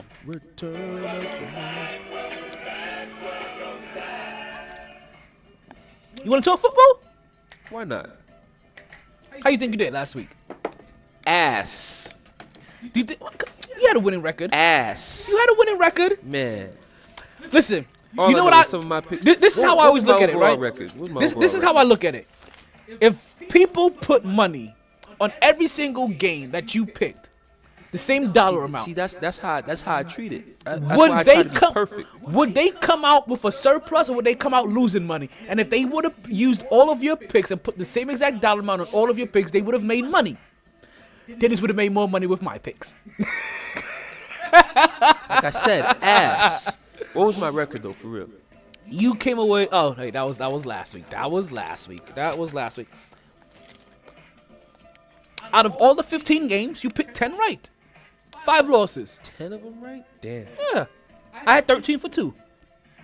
Like I said, ass. Carolina, we both got wrong. Atlanta, once again, just trying to poo-poo on our face. You know, fucking Atlanta. I feel like these Atlanta victories are personal shots towards us. I really do. I'm starting to... Atlanta, hey, Falcons, look. I'm starting to feel attacked out here. Okay, I just wanted to make sure I'm not the only one. I'm starting to feel every attacked. time Atlanta wins, I'm starting to feel like Bruce. I'm at Bruce sitting there like... Okay, these niggas really must be listening to the podcast because what the fuck? NBA League Pass. Yes. Toronto. I mean, Houston. This shit here makes no sense. So, but they came away with a victory, a good victory too, 29-3. Bust them. They and Because Calvin Ridley? and based off how bad they beat Carolina, they beat them so bad they got people talking as wondering if they should really Go back to Cam again? Exactly. Go back to Cam next year. Ooh. Because they still ruled him out for the rest of this year. But they talking about keeping him for next year. That's how bad they beat him. That was an embarrassing loss. 29-3. Calvin Ridley went off with 143 yards, 8 catches, and 1 touchdown. They still can't get my man's Julio. Guess who I off, didn't but mention? Over 100 yards. They still can't get my man's Julio off. But Nope. 6 for 8 though. 6 for 91. Yeah. It's cute. You were close. You were close. It was cute. I need more for my man's. Matt Ryan, get it right. You went up against Dallas. You had a little bit of faith in Detroit last week. I wasn't sure why. No, but no, you did. no. What I said. See, now you need to fix that pick because what I said is if Stafford plays, I'm picking Detroit. If Stafford doesn't play, I'm taking Dallas. Which is what you told the people to do, right? If they were putting their money on you. That's what I said my pick was. Yes. That's what I said but my pick was. Unfortunately, you said Detroit initially. No. You picked Detroit. No, you didn't say I'm going to pick no. Dallas. But if Matthew Stafford comes, I'm switching my pick to Detroit. You said I'm picking Detroit. But if Matthew Stafford doesn't play, then I'm going to Dallas. I specifically made sure that I said from jump. So you put a precursor in there, which works for the people that goes and bet on Sunday. But we do our picks on Wednesday. See, I'm purposely made sure you need to change my shit. My shit is 11-4. Change my shit now. Change my shit now. That's a win for me. What? I purposely made sure I did not size myself like that and said I'm taking Detroit and whatever. Because with Stafford, with I remember you saying that. Nah. And I even told you that. I told you the same thing I'm telling you today. We do the podcast on Wednesday, so I understand. We may tell the people like, hey, if these situations work out, then you can go ahead and switch who you put your money on. But as of today, this is who I'm saying. And that's how that works. It's 11-4, baby. 11-4. I can give you 11-4. 11-4. But you're still 10-5. I don't care. 11-4. My picks were 11-4, people. Now, we were both wrong on Jacksonville. And this is the last time you hear me include myself in being wrong. Jacksonville took a beating to Indiana, which I'm really surprised about because I have Jacksonville written down. I have Indiana highlighted, and I clearly remember saying that I don't want to pick against Indiana because it didn't matter what quarterback they had back there. It was still a system that was built for Andrew Luck. It's still a system that Jacoby Brissett had flourished in, and I thought they was better than Jacksonville. And yet I have Jacksonville written down there. See how this goes? I'll be real. I specifically took Jacksonville based off of how the Colts had been looking lately, because I definitely was not liking how they looked in their previous 2 games, and then Jacksonville coming off. It's not that they were winning, but it's like Nick Foles coming back. That's a positive.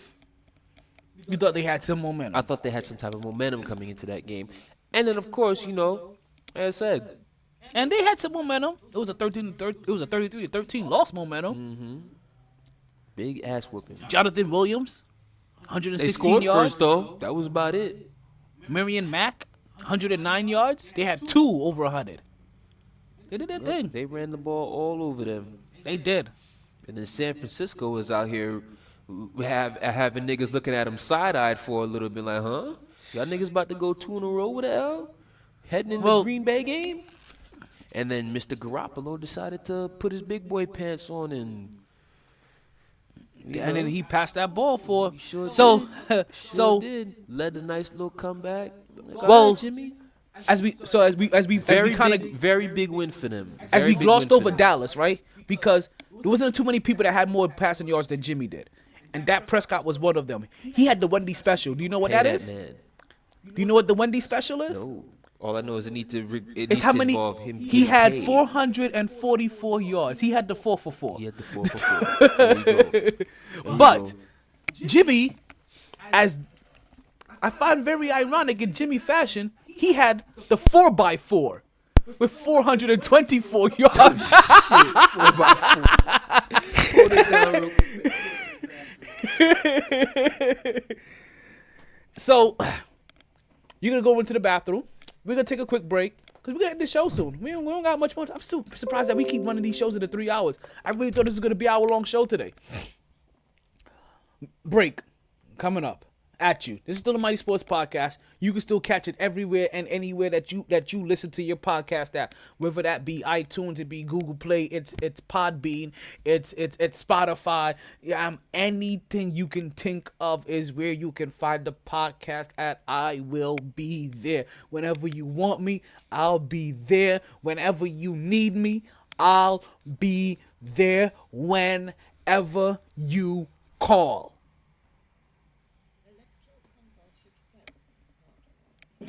Let me put you on the game. Being taken advantage of isn't a game and it needs to stop. Aren't you tired of being ripped off by those other guys? Then head to Multiverse Video Games and get the value you deserve on your games and gaming products. The games cost money and you shouldn't feel like you're just giving them away. So why continuously buy a membership for prices and deals that you should be getting anyway? Multiverse Games not only has fair pricing and great trading deals, Multiverse has a wide variety of games in all next-gen systems in PlayStation 4, Nintendo Switch, and Xbox One series, as well as all your favorite old-school titles and systems, starting as early as Atari Nintendo to as current as PlayStation 3 and Xbox 360. And yes, that does include all of the PlayStations, Nintendo systems, and Xboxes in between. They've been family-owned and operated for over 10 years, just off of the intersection of 183rd and 7th Avenue in the Nurses Registry Plaza. That's directly located at 830 Northwest 183rd Street, Miami Gardens, Florida 33169. That's conveniently just 5 minutes from Sun Life Stadium, $7.90 the ticket, and, oh no, let's not forget Tootsie's Adult Entertainment Center. Multi-Vest Games, where you save more so you can play more.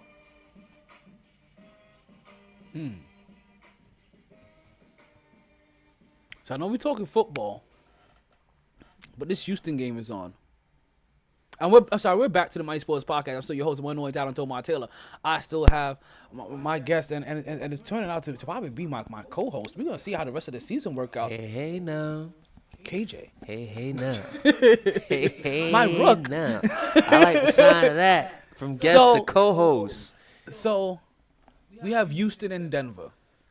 Now Houston is losing, but still early. As always. But Denver's a good team though. As always, James Harden, Russell Westbrook, they're both balling. 24 and 23 points. Oh, yeah. 8 for 14 for James Harden, 7 for 18 for Russ. James Harden has all the assists this game with 7. What's the score in this game right now? Oh, hold on. Let's move that up. There you go. It is 88-76 Denver. That's nothing. But at the same time, it's not that they're losing to a chopped liver type team. No, they're not. Then Denver is one of the top teams in the Western Conference. So, and you know what I'm saying, you see Nikolai balling. 22 points and 8 rebounds. About time. I've been Will wondering where Barton with Joker's 15 been points. Gary Harris and Jamal Murray both with 10 apiece. I've been wondering where the Joker's been at, man. Well, it looked like they figured him out a little bit. He's been figured out, and it looks like he's gonna have to find some new ways to get his points off. Oh, no, and I think that's probably gonna be the realest thing. He'll get it together though. I believe in Joker. He already has a couple game winners this year. Oh my goodness! I didn't even notice that. Did you see Capella's rebounds? You didn't notice them either, did you? I saw 13. No, you missed it then. 12 and 13, something like that. 18. Oh shit! So, I looked too quick. That's what it was. Yeah, and I'm surprised that they're down when Clint Capella's giving you 12 and 18. Yeah. And James Harden has 7 assists. And actually shooting above 50%. Well, see, the thing is with Denver, like go back down to Denver stats again. I'm pretty sure we saw about 7 guys in double figures. Well, we saw 4 in the starting lineup alone. Yeah, you see, we got 4 right there. We got Paul Millsap got another 9. one with 9. And that's Paul Millsap. So you know Paul Millsap just gets efficient buckets. Exactly. He doesn't need to be featured anymore. He just does his thing. What is he? 3 for 5 shooting? Mm-hmm. So he has 9 points over 3 shots. That's efficient shooting. You know, that's, and I definitely and we know those aren't all 3-point shots, and he's still averaging 3 points per shot. Right. And I definitely like Paul Millsap to get at least another fucking point before this game is over. Yeah. And we're in the 4th quarter already. Right. So let's jump back into because this is why I love having live games on, because I like seeing the live action. So we got the Clippers on one game playing Boston. That game is 31-30. We got Houston over here 76-88. Playing Denver, and we have San Francisco taking out Kyle. I should have played. I should have played baseball Murray. They found a guy named Debo Samuel. I didn't even know they had a guy named Debo on their team. Yo, Debo balled out. 134 yards. Balled out. Made an insane catch during the game too at one point. And then Monday Night Football happened. And here goes your boy, the big poppy of the NFL. Listen, that's not my boy. I never claimed him. My man was giving his children away. My man was giving his children away, son. For a guy, my goodness, with 18 kids, how do you get sunned so much? Man, how do you get sunned? That nigga so Phillip Rivers much? Was giving his children away, man.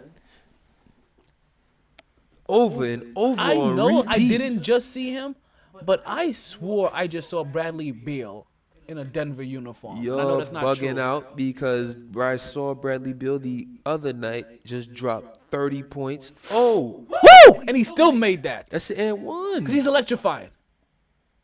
That's an and one. But you know who he's more electrifying than? Now I would like to introduce y'all to the man, the myth, the legend, the MVP front runner, Big Trust. Woo woo. In the flesh. Yes, sir. Big Trust. So, I officially now have 3 nicknames for Lamar Jackson. Big Trust. I didn't even want out. I wasn't even gonna call him Big Trust because I think that's what they're already gonna try to call him. I'm calling him Mr. New Era. I'm calling him Mr. Lightning Jackson. I'm calling him Mr. Action Jackson. I am calling him Mr. Incredible because he got that lightning bolt right there on his chest. What the fuck was this possession? Yeah, I'm not calling him Big Trust, but I am calling him Mr. New Era because he is the new wave of whatever the hell is happening. We see nothing like that. Man. That is a new era of quarterback. He is Mr. Incredible. Like, he is the only one. Like, you understand? I thought niggas was gonna see a good game. When I say he's Mr. Incredible, you realize that have you ever seen The Incredibles? I've seen The Incredibles. You remember the first Incredibles? Mm-hmm. Where everybody, where they kept on capturing all these superheroes, yep, or all of these teams, and they kept on going up against this robot, the New England Patriots, and everybody kept on losing, but they sent Mr. Incredible over to that robot, and what happened? Whap, whap, whap. Robot down. They had to go back to the game plan, rebuild the whole robot, and see if they can use it to stop him then. Mm-hmm. That's what he did to the New England Patriots. What Mr. Incredible did to that robot they tried to use to beat him. The first robot that he just mollywopped. And that's what he keeps on doing. Well, he got Mark Ingram talking about, hey, Alvin Kamara who? And that's been talking about running backs who? Zach?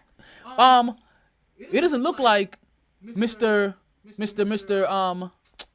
What's his name? Jerry Jones was joking that much when we talk about Zeke who. Because this year, it's been a lot of Zeke who. Zeke got his money, and he never left on vacation. Never left Cabo. There we go. I was going to say Cancun, but I know it wasn't Cancun. Never left Cabo because I don't get it, man. I can't be giving somebody $50 million guaranteed and you giving me back-to-back weeks of 45 and 47 yards rushing. No. His gameplay is helping Dak's case that he should be the next highest paid quarterback. Oh, let me tell you. If I'm Dak, I'm like Zeke. Continue to look like garbage. Continue to do this. You just helping my case to get my bread. Facts. You helping my case. Especially you looking like this. 397, basically, Dak went back-to-back 400-yard passing. Mm-hmm. And this is one to keep them in the game and to win them another game. Now, this week is going to be big.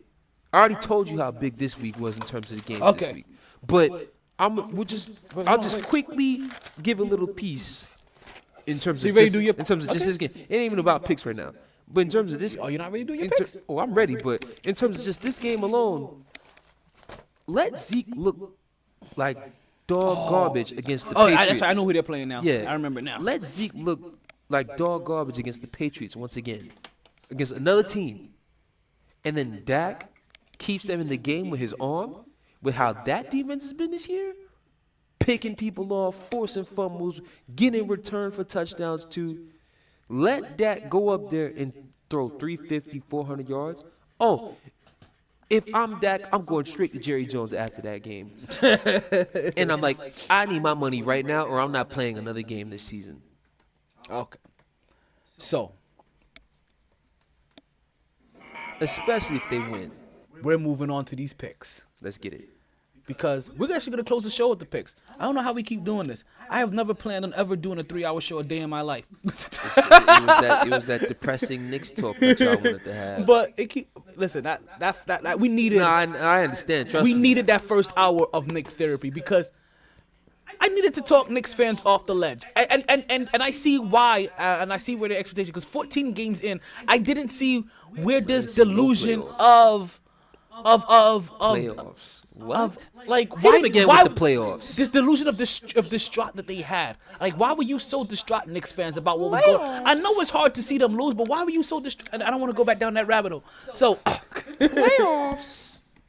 Find me something so that we can talk about football with, right? Like some kind of flow. Any kind of flow. What about a 1942 flow? 1942 flow work? 1942 flow works. Okay. So,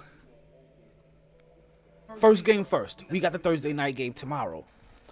Indianapolis goes into Houston. Houston comes off a couple of bad losses. They've been embarrassed a little bit. Do you think that Houston will be redeeming themselves here? They'll redeem themselves for tomorrow. But damn, man. If there was ever a time I was so pissed off when it come to coaching, last week was it. Because last week just showed me how Bill O'Brien is not the dude that should be coaching that team. And I felt like that for years. But last week was like the capper. Because I'm like, this was coaching personified. Because it's not like Lamar is that much better than Deshaun. So it's like, fuck. How the hell are the Ravens busting you 41-7? Now, granted, they got the defense as well, but it's like, yo, Bill O'Brien, you the offensive guru. Do something, kid. I mean, but also, from the moment they drafted Lamar Jackson, right? And they knew they were giving the reins over to him.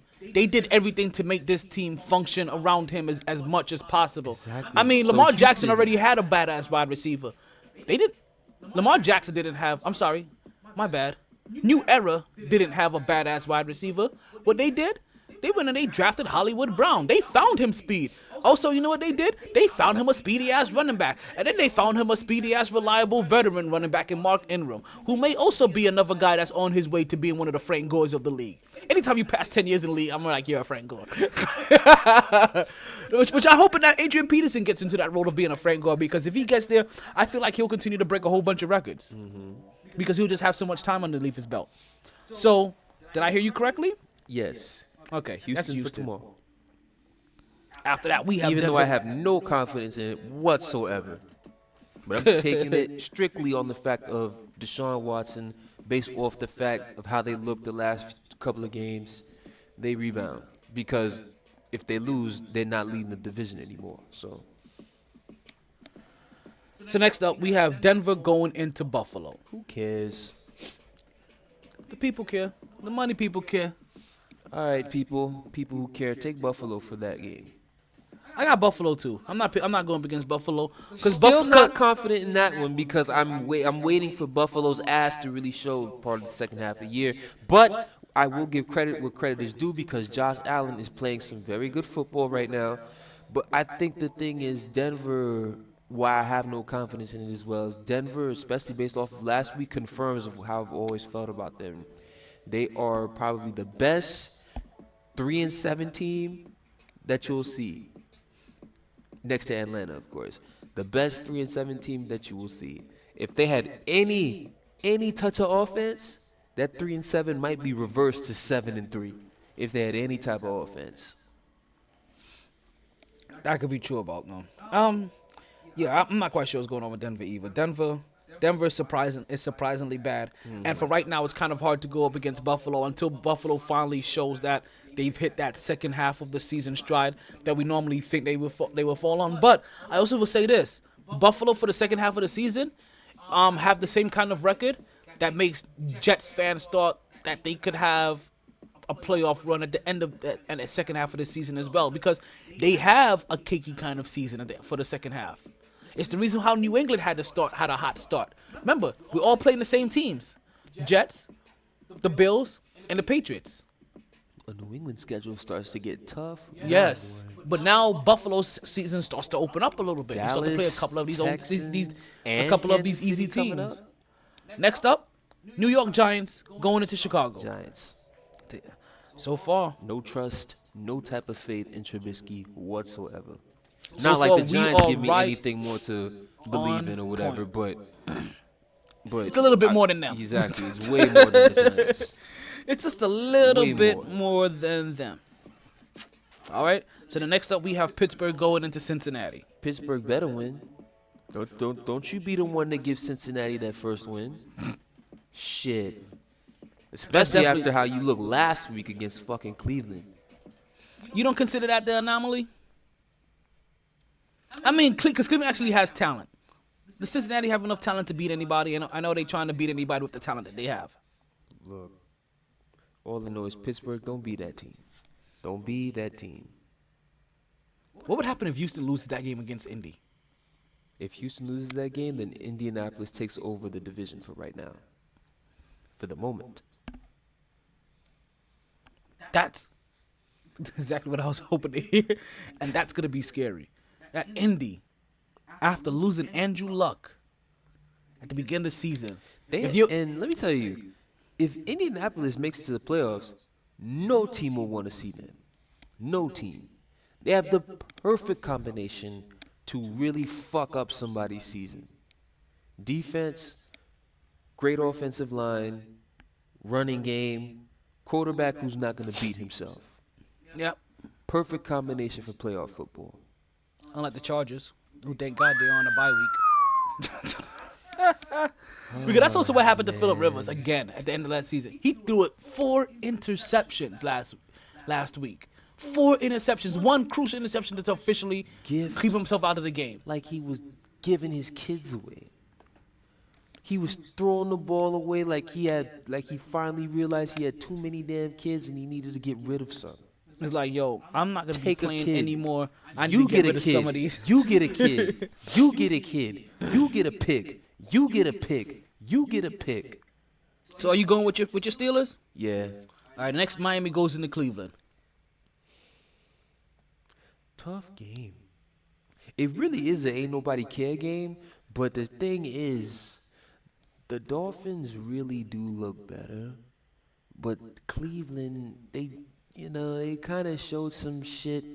But I feel like the residue from that shit last week is gonna stink a little. However, the Browns get that tight end that stud tight end that they have, Njoku.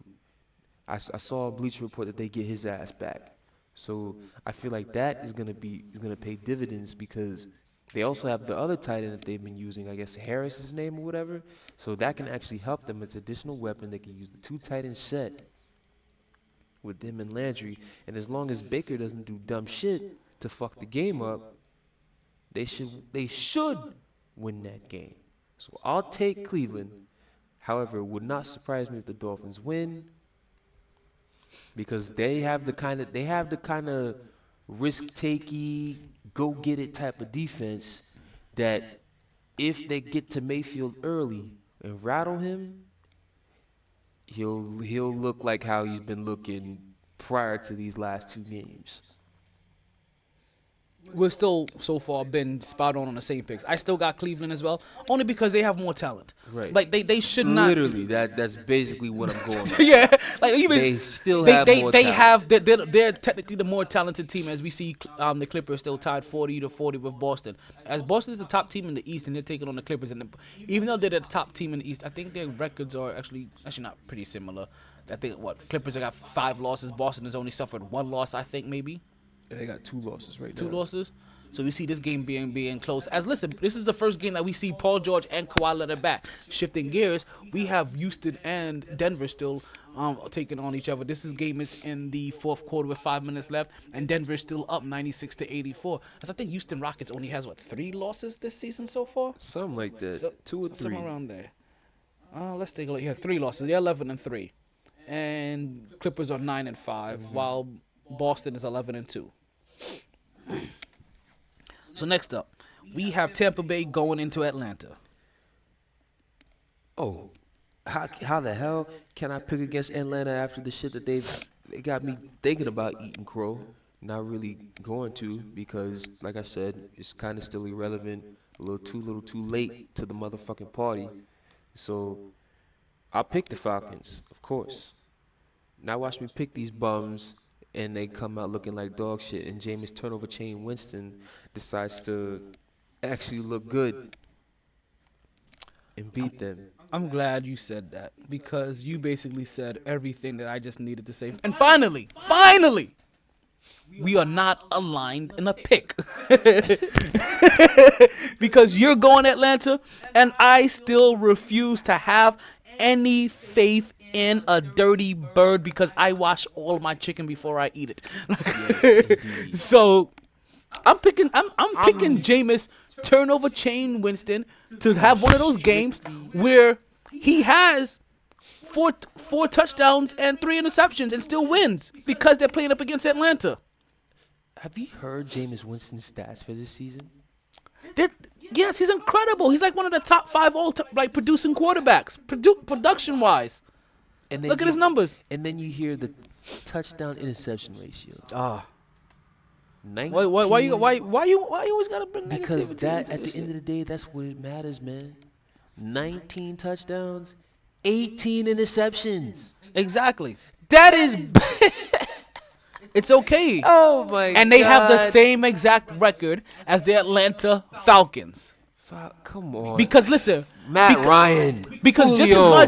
just as much as Matt Ryan and Julio Jones can go off, so can Jameis turnover chain Winston. I understand he didn't go to that school. He can go off with Chris. Oh my God, win.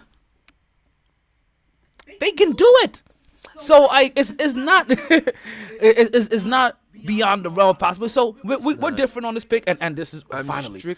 I'm just glad. I'm strictly picking Atlanta based off of how their defense has looked the last 2 weeks. Because I'm like, if you can do that to the Saints in New Orleans, if you can do that to the Panthers in Carolina, why the fuck can you come? Why the fuck can't you come to your crib, at the crib in Atlanta, and do the same thing to the Tampa Bay Buccaneers? This is a division rivalry game. So this is one of those games where things don't make sense. And one of the things that will not make sense is Tampa Bay actually beating Atlanta. And so, as you have said plenty of times right here on the show, I know Atlanta has a 2-game winning streak. You said in one game needs to be picked where it doesn't make sense. This is my game that does not make sense. Other than that, then I'll be forced to pick Carolina over New Orleans, and I'm not doing that shit. No, Saints already had their fuck-up game when they played Atlanta a couple weeks back. Not again. So you can already put me down for the Saints for that game. Next up, we got Detroit going into Washington. This is definitely an ain't nobody care game. Stafford is not playing and shit. You know what? Fuck it. I'm taking Washington. Oh, so we once again differ here. I am gonna take Detroit only because I have no clue what the fuck I'm doing. I just gotta have. The more I think about it, the more I'll take Detroit. So let me just go ahead and get my pick that makes no pick. Makes to be no honest sense. with you, this probably would be the one game Washington would win because no Stafford. no Stafford, and they're at home, and this is the second game for their rookie quarterback, because now we're finally going to see Dwayne Haskins play again, and this will be a good game for him to come away with a victory in front of his home crowd. Like, so, listen, folks, this is one of those games that if you like to go with my picks, because I tend to have the more reliable picks, then this is one of the times I may say, listen, go with Washington on here. I would not be surprised if you go with Washington and Washington comes with this victory. But I have it marked down already because I already have this highlighted. I already got Detroit. I'm gonna find some way to justify Detroit, even if it's my justification is just because. Sometimes you guys just say, "Hey, I'm taking them just for the hell of it." Next up, we have Oakland going in and taking on the Jets in New York. I got my Jets. You already know that. I know you got your Jets. Taking the Raiders. I know you would do that. Oh, no, trust me. I wanted to take the Jets. I wanted to. But the way I've seen Oakland look the past few weeks, and I mean, they're 6-4. They 6-4, they gotta win right there with Kansas City. Right there. Exactly. And this game. So I'm just like, would they? I'm just like, the For way how one game- John Gruden is. Would they really let the Jets get in the way of them keeping pace with the Chiefs? Nah. Not even just keeping pace with the Chiefs. For one game, leading their division and actually overtaking the Chiefs. Nah, not even. They don't They have would. the same record because the Chiefs are 7-4. Raiders are 6-4. No, they haven't The had Chiefs, their bye yet. The Chiefs have the bye week now. Yeah. They're about to take it. But They're no. 6-4 now. No, they wouldn't overtake the lead because the Chiefs beat My them screen already. need refreshing? Chiefs beat them already, so. So actually, when do those teams play each other again? No, That's they're the 6 real and good wait. question. Let's see here. Ooh, Did next my screen, week. Did my screen need refreshing? Oh shoot. My screen needed refreshing. They are 7-4. And I was thinking about that. I was like, wait a minute. Because Kansas City's going to their bye week already. And I swore Oakland did already have their bye week. And there we go. That makes it all make sense. Oh yeah, you want to know why Oakland's 10 definitely minutes gonna- remain. Just got that alert. You want to know definitely why Oakland's gonna win that game? Because their next game is Kansas City. And that's gonna be for the division. For the division lead for the moment. So And I'm taking my Jets. I'm sorry. I feel like my Jets are gonna find a way to upset them, and they're gonna find a way to go ahead and split that Y2 banana. Next up, we got Jacksonville going into Tennessee, I'll take Jacksonville for that game. and I'm taking Tennessee. I already took Tennessee. So this is gonna be a very interesting week. So one of us is gonna be highly wrong. I got no breakdown for this game. I really got don't. none. This is just one of them I games just that believe in Nick Foles. and I probably take Tennessee only because they're at home. I just believe in Nick Foles. Next about up, it. we got Dallas going into New England. I'm taking the Patriots. And I'm glad you said that because this is where we're going to differ again. I'm going Dallas. I am going Dallas. So I feel like Ezekiel Elliott has been called out enough, and I figure if you're going to wake up finally for a game, Oh no, that and has- get your shit together and just focus enough because you feel like you need to get up for a game. This is the get up game. not that defense. This is the game where he focuses in on, and he at least starts to contribute to a point where. What's Sal Palatone? Oh, he did a couple of fakes. I'm watching Sal Palatone do the Liberty Bell shit. This is the game that I think that they actually go ahead and come away with Ezekiel Elliott that's actually able to focus. Because we see that some kind of running can help, but it's really only when you have somebody that goes by the name of Lightning Jackson. And this game here, I feel like the Patriots are gonna come out and try to make a motherfucking statement, because there have been talks all this week about the Patriots don't, and it is true, they are devoid of weapons. The Patriots don't have this, the Patriots don't have that. Somehow, some way, they still 9-1. It's only the defense. Y'all keep poking at the motherfucking bear. I really Keep want them poking. to lose. Keep You know why I want poking them at to lose? the motherfucking bear. 9-2 Keep poking at the bear. puts them one win away from the Buffalo Bills, tying them for the division. All I know is keep poking And then the at week bear. after that, they play Houston. Keep poking at the bear, people. Keep No, poking no, at no. It's keep okay. poking at the bear. Watch that bear wake up and throw for 400 yards, 3 touchdowns. It's okay. The team that we poke at, that name is the Bears. They take enough L's, and we're not picking them to win. At least I did it. So after that, we got Green Bay going into San Francisco, and obviously this is gonna be the game that we all will like to see. Actually, Because both of these games are games that we'd like to see. I definitely want to see that Dallas and New I England game. definitely can't wait for them shits. So this is the one time that you will not hear me play that Richard Sherman. Because there is no sorry anything on Green Bay to play this for. No, sir. No, sir. And Who you taking? You know what? For this game, because I feel like this is going to be a game that really kicks San Francisco into a high gear, I'm going to take the Packers. Okay. I'm going to take the Packers. But just so you know, in a couple weeks, because I think the 49ers will play the Saints in New Orleans, I'll be taking the 49ers in that game. I'll be taking the 49ers. Saints have given me reason to doubt them. When they had steady Teddy, I had no doubts. But somebody let the air out, and Drew Brees hasn't been cooling off. Like, he's been cooling off a little bit, and I don't know what's going on there. I don't know what you're talking about. I'm not doing that. I don't know what you're talking about. So the way the Falcons defense was looking that day, they would have done the same shit to Teddy. Okay. They would have done the same shit. I ain't doing So that. I'm going opposite. I'm picking San Francisco to win this game. All right, this game right here is definitely like a pick'em game. It's definitely a toss-up. It's definitely a toss-up. I definitely feel like there's 3 potential outcomes.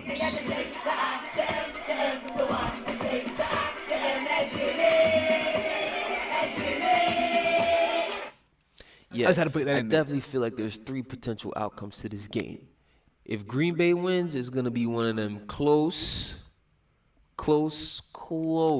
games. Real close. Unless Garoppolo wants to turn into Phillip Rivers and just gift wrap them interceptions away, like he's tend to do.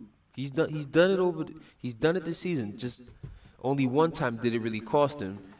The Seattle game is when it really cost him. Or it's going to be San Francisco winning in a close one, which is which would be good for Green Bay's case because they actually proved that they are really that good. Because some people are really questioning if they're really even that good as their record indicates. They think that their shit is fugazi. So this is actually a big test for them because I feel like based off the quarterback they have, I feel like a game like this, they're going to step to the challenge. They're going to step to it and really handle their shit. And if none of that fails, they're going to get the shit kicked out of them, and this is not even going to be a game by mid-second quarter. Yeah, I'm going with San Fran. I'm just feeling whatever they got going on over there. Like they got a little swag going on over there. I'm feeling their sauce. Their game last week gave more reason to have confidence picking San Francisco. The fact that they were down 16 at the crib to a team that they shouldn't have been down to, they could have easily said, all right, today's not our day. Instead, they found a way to pull that shit out their ass and still score 36 on the board. We got two good offenses. We got 2 good defenses, 2 good running games. We're gonna see which one comes. I'm just excited to see this game, and I'm sorry. I'm just upset I can't play the Richard Sherman drop. Yeah, you cannot. This is not no slouch team. Can't do it. Next, we got Seattle going into Philly. I'll be very pissed if that game is a blowout. By the way, very, very pissed to be honest with you. But you said Seattle going into Philly. So Philly can drop another 5 passes that could be touchdowns again against Russell Wilson and think they're gonna win. Well, not Philly, but very specifically Aguilar. It's not even just him. It's all of them. The problem is his drops just seem to be at the absolute worst time. Everybody else on that team drops a pass. His shit just happens to be at the absolute worst time. So am I taking it? You're taking Seattle? Seattle? I'm taking Seattle. I'm taking Seattle. And plus, it's not like Carson Wentz himself has even looked that much more impressive either. So you're gonna be bringing mediocre play to an MVP candidate in Russell Wilson. All right, you're gonna see how that goes for you. That game might be very ugly for the Eagles on Sunday. Honestly. Then lastly, the Monday night game. Lamar. I have We no. got I have Mr. no. Action Jackson. Lamar. Man, the myth, the legend, Lamar. the MVP Lamar. front runner. Big trust. Woo woo. Lamar. In the flesh. Lamar. Lamar. Lamar. Lamar. I'm 100% going with Baltimore too. Lamar. I am one. So it's gonna be interesting. So it's because one of us is gonna. Ooh, this is gonna be interesting next week. Lamar. I got Baltimore too. I got big trust in Lamar, Mr. New Era, Mr. Incredible, Mr. Lightning Jackson, Mr. Jackson if you're nasty. It's so many reasons I'm taking them. It's Jared Goff has regressed. Todd Gurley is. I promise Todd Gurley's still not healthy. I swear to you. The combination of those two with the way Baltimore's defense, which is not being talked about enough, Baltimore's defense and how they've looked, nah. That game is going to be one that I'll be happy it's a blowout because that means it's a Monday night that I get to go to bed early. I'll still force myself to end up watching the whole entire thing and punish myself. But you know what? Those are the picks, and the picks are in. And not only are the picks in, you know what that is? It's also officially the end of the show. We finally get to go ahead and relax. I really thought this was going to be like an hour and a half long show. Almost 2 hours, but nope. We went with the full time limit of a full 3 hours. So everybody that listen to the show, I do appreciate you listening. We love y'all. Always appreciate the love regardless of how you listen. One whether love, you listen baby. live on mytsports.net or if you, and that's or you call it the re-air at the many places from iTunes to Google Play to Spotify to the many different places that you can find the re-airs at. Remember, as we say, as we roll one day into the next, let the optimism of tomorrow be your foundation for today. This is the Mighty Sports Podcast. I am the Brooklyn Buzzsaw. I have had my guest and probably going to be my co-host pretty soon. KJ, say goodbye to the people. People, peace and love. Be safe. Watch out for the crackers and the assholes on the road. Sorry, boys. All the stitches in the world can't sew me together again. Lay down. Lay down. Always knew I'd make a stop there. But a lot later than a whole gang of people thought. Last call for drinks. Bars closing down. Sun's out. Where we going for breakfast? Don't want to go far. Rough night. Tired, baby. Tired. MyT.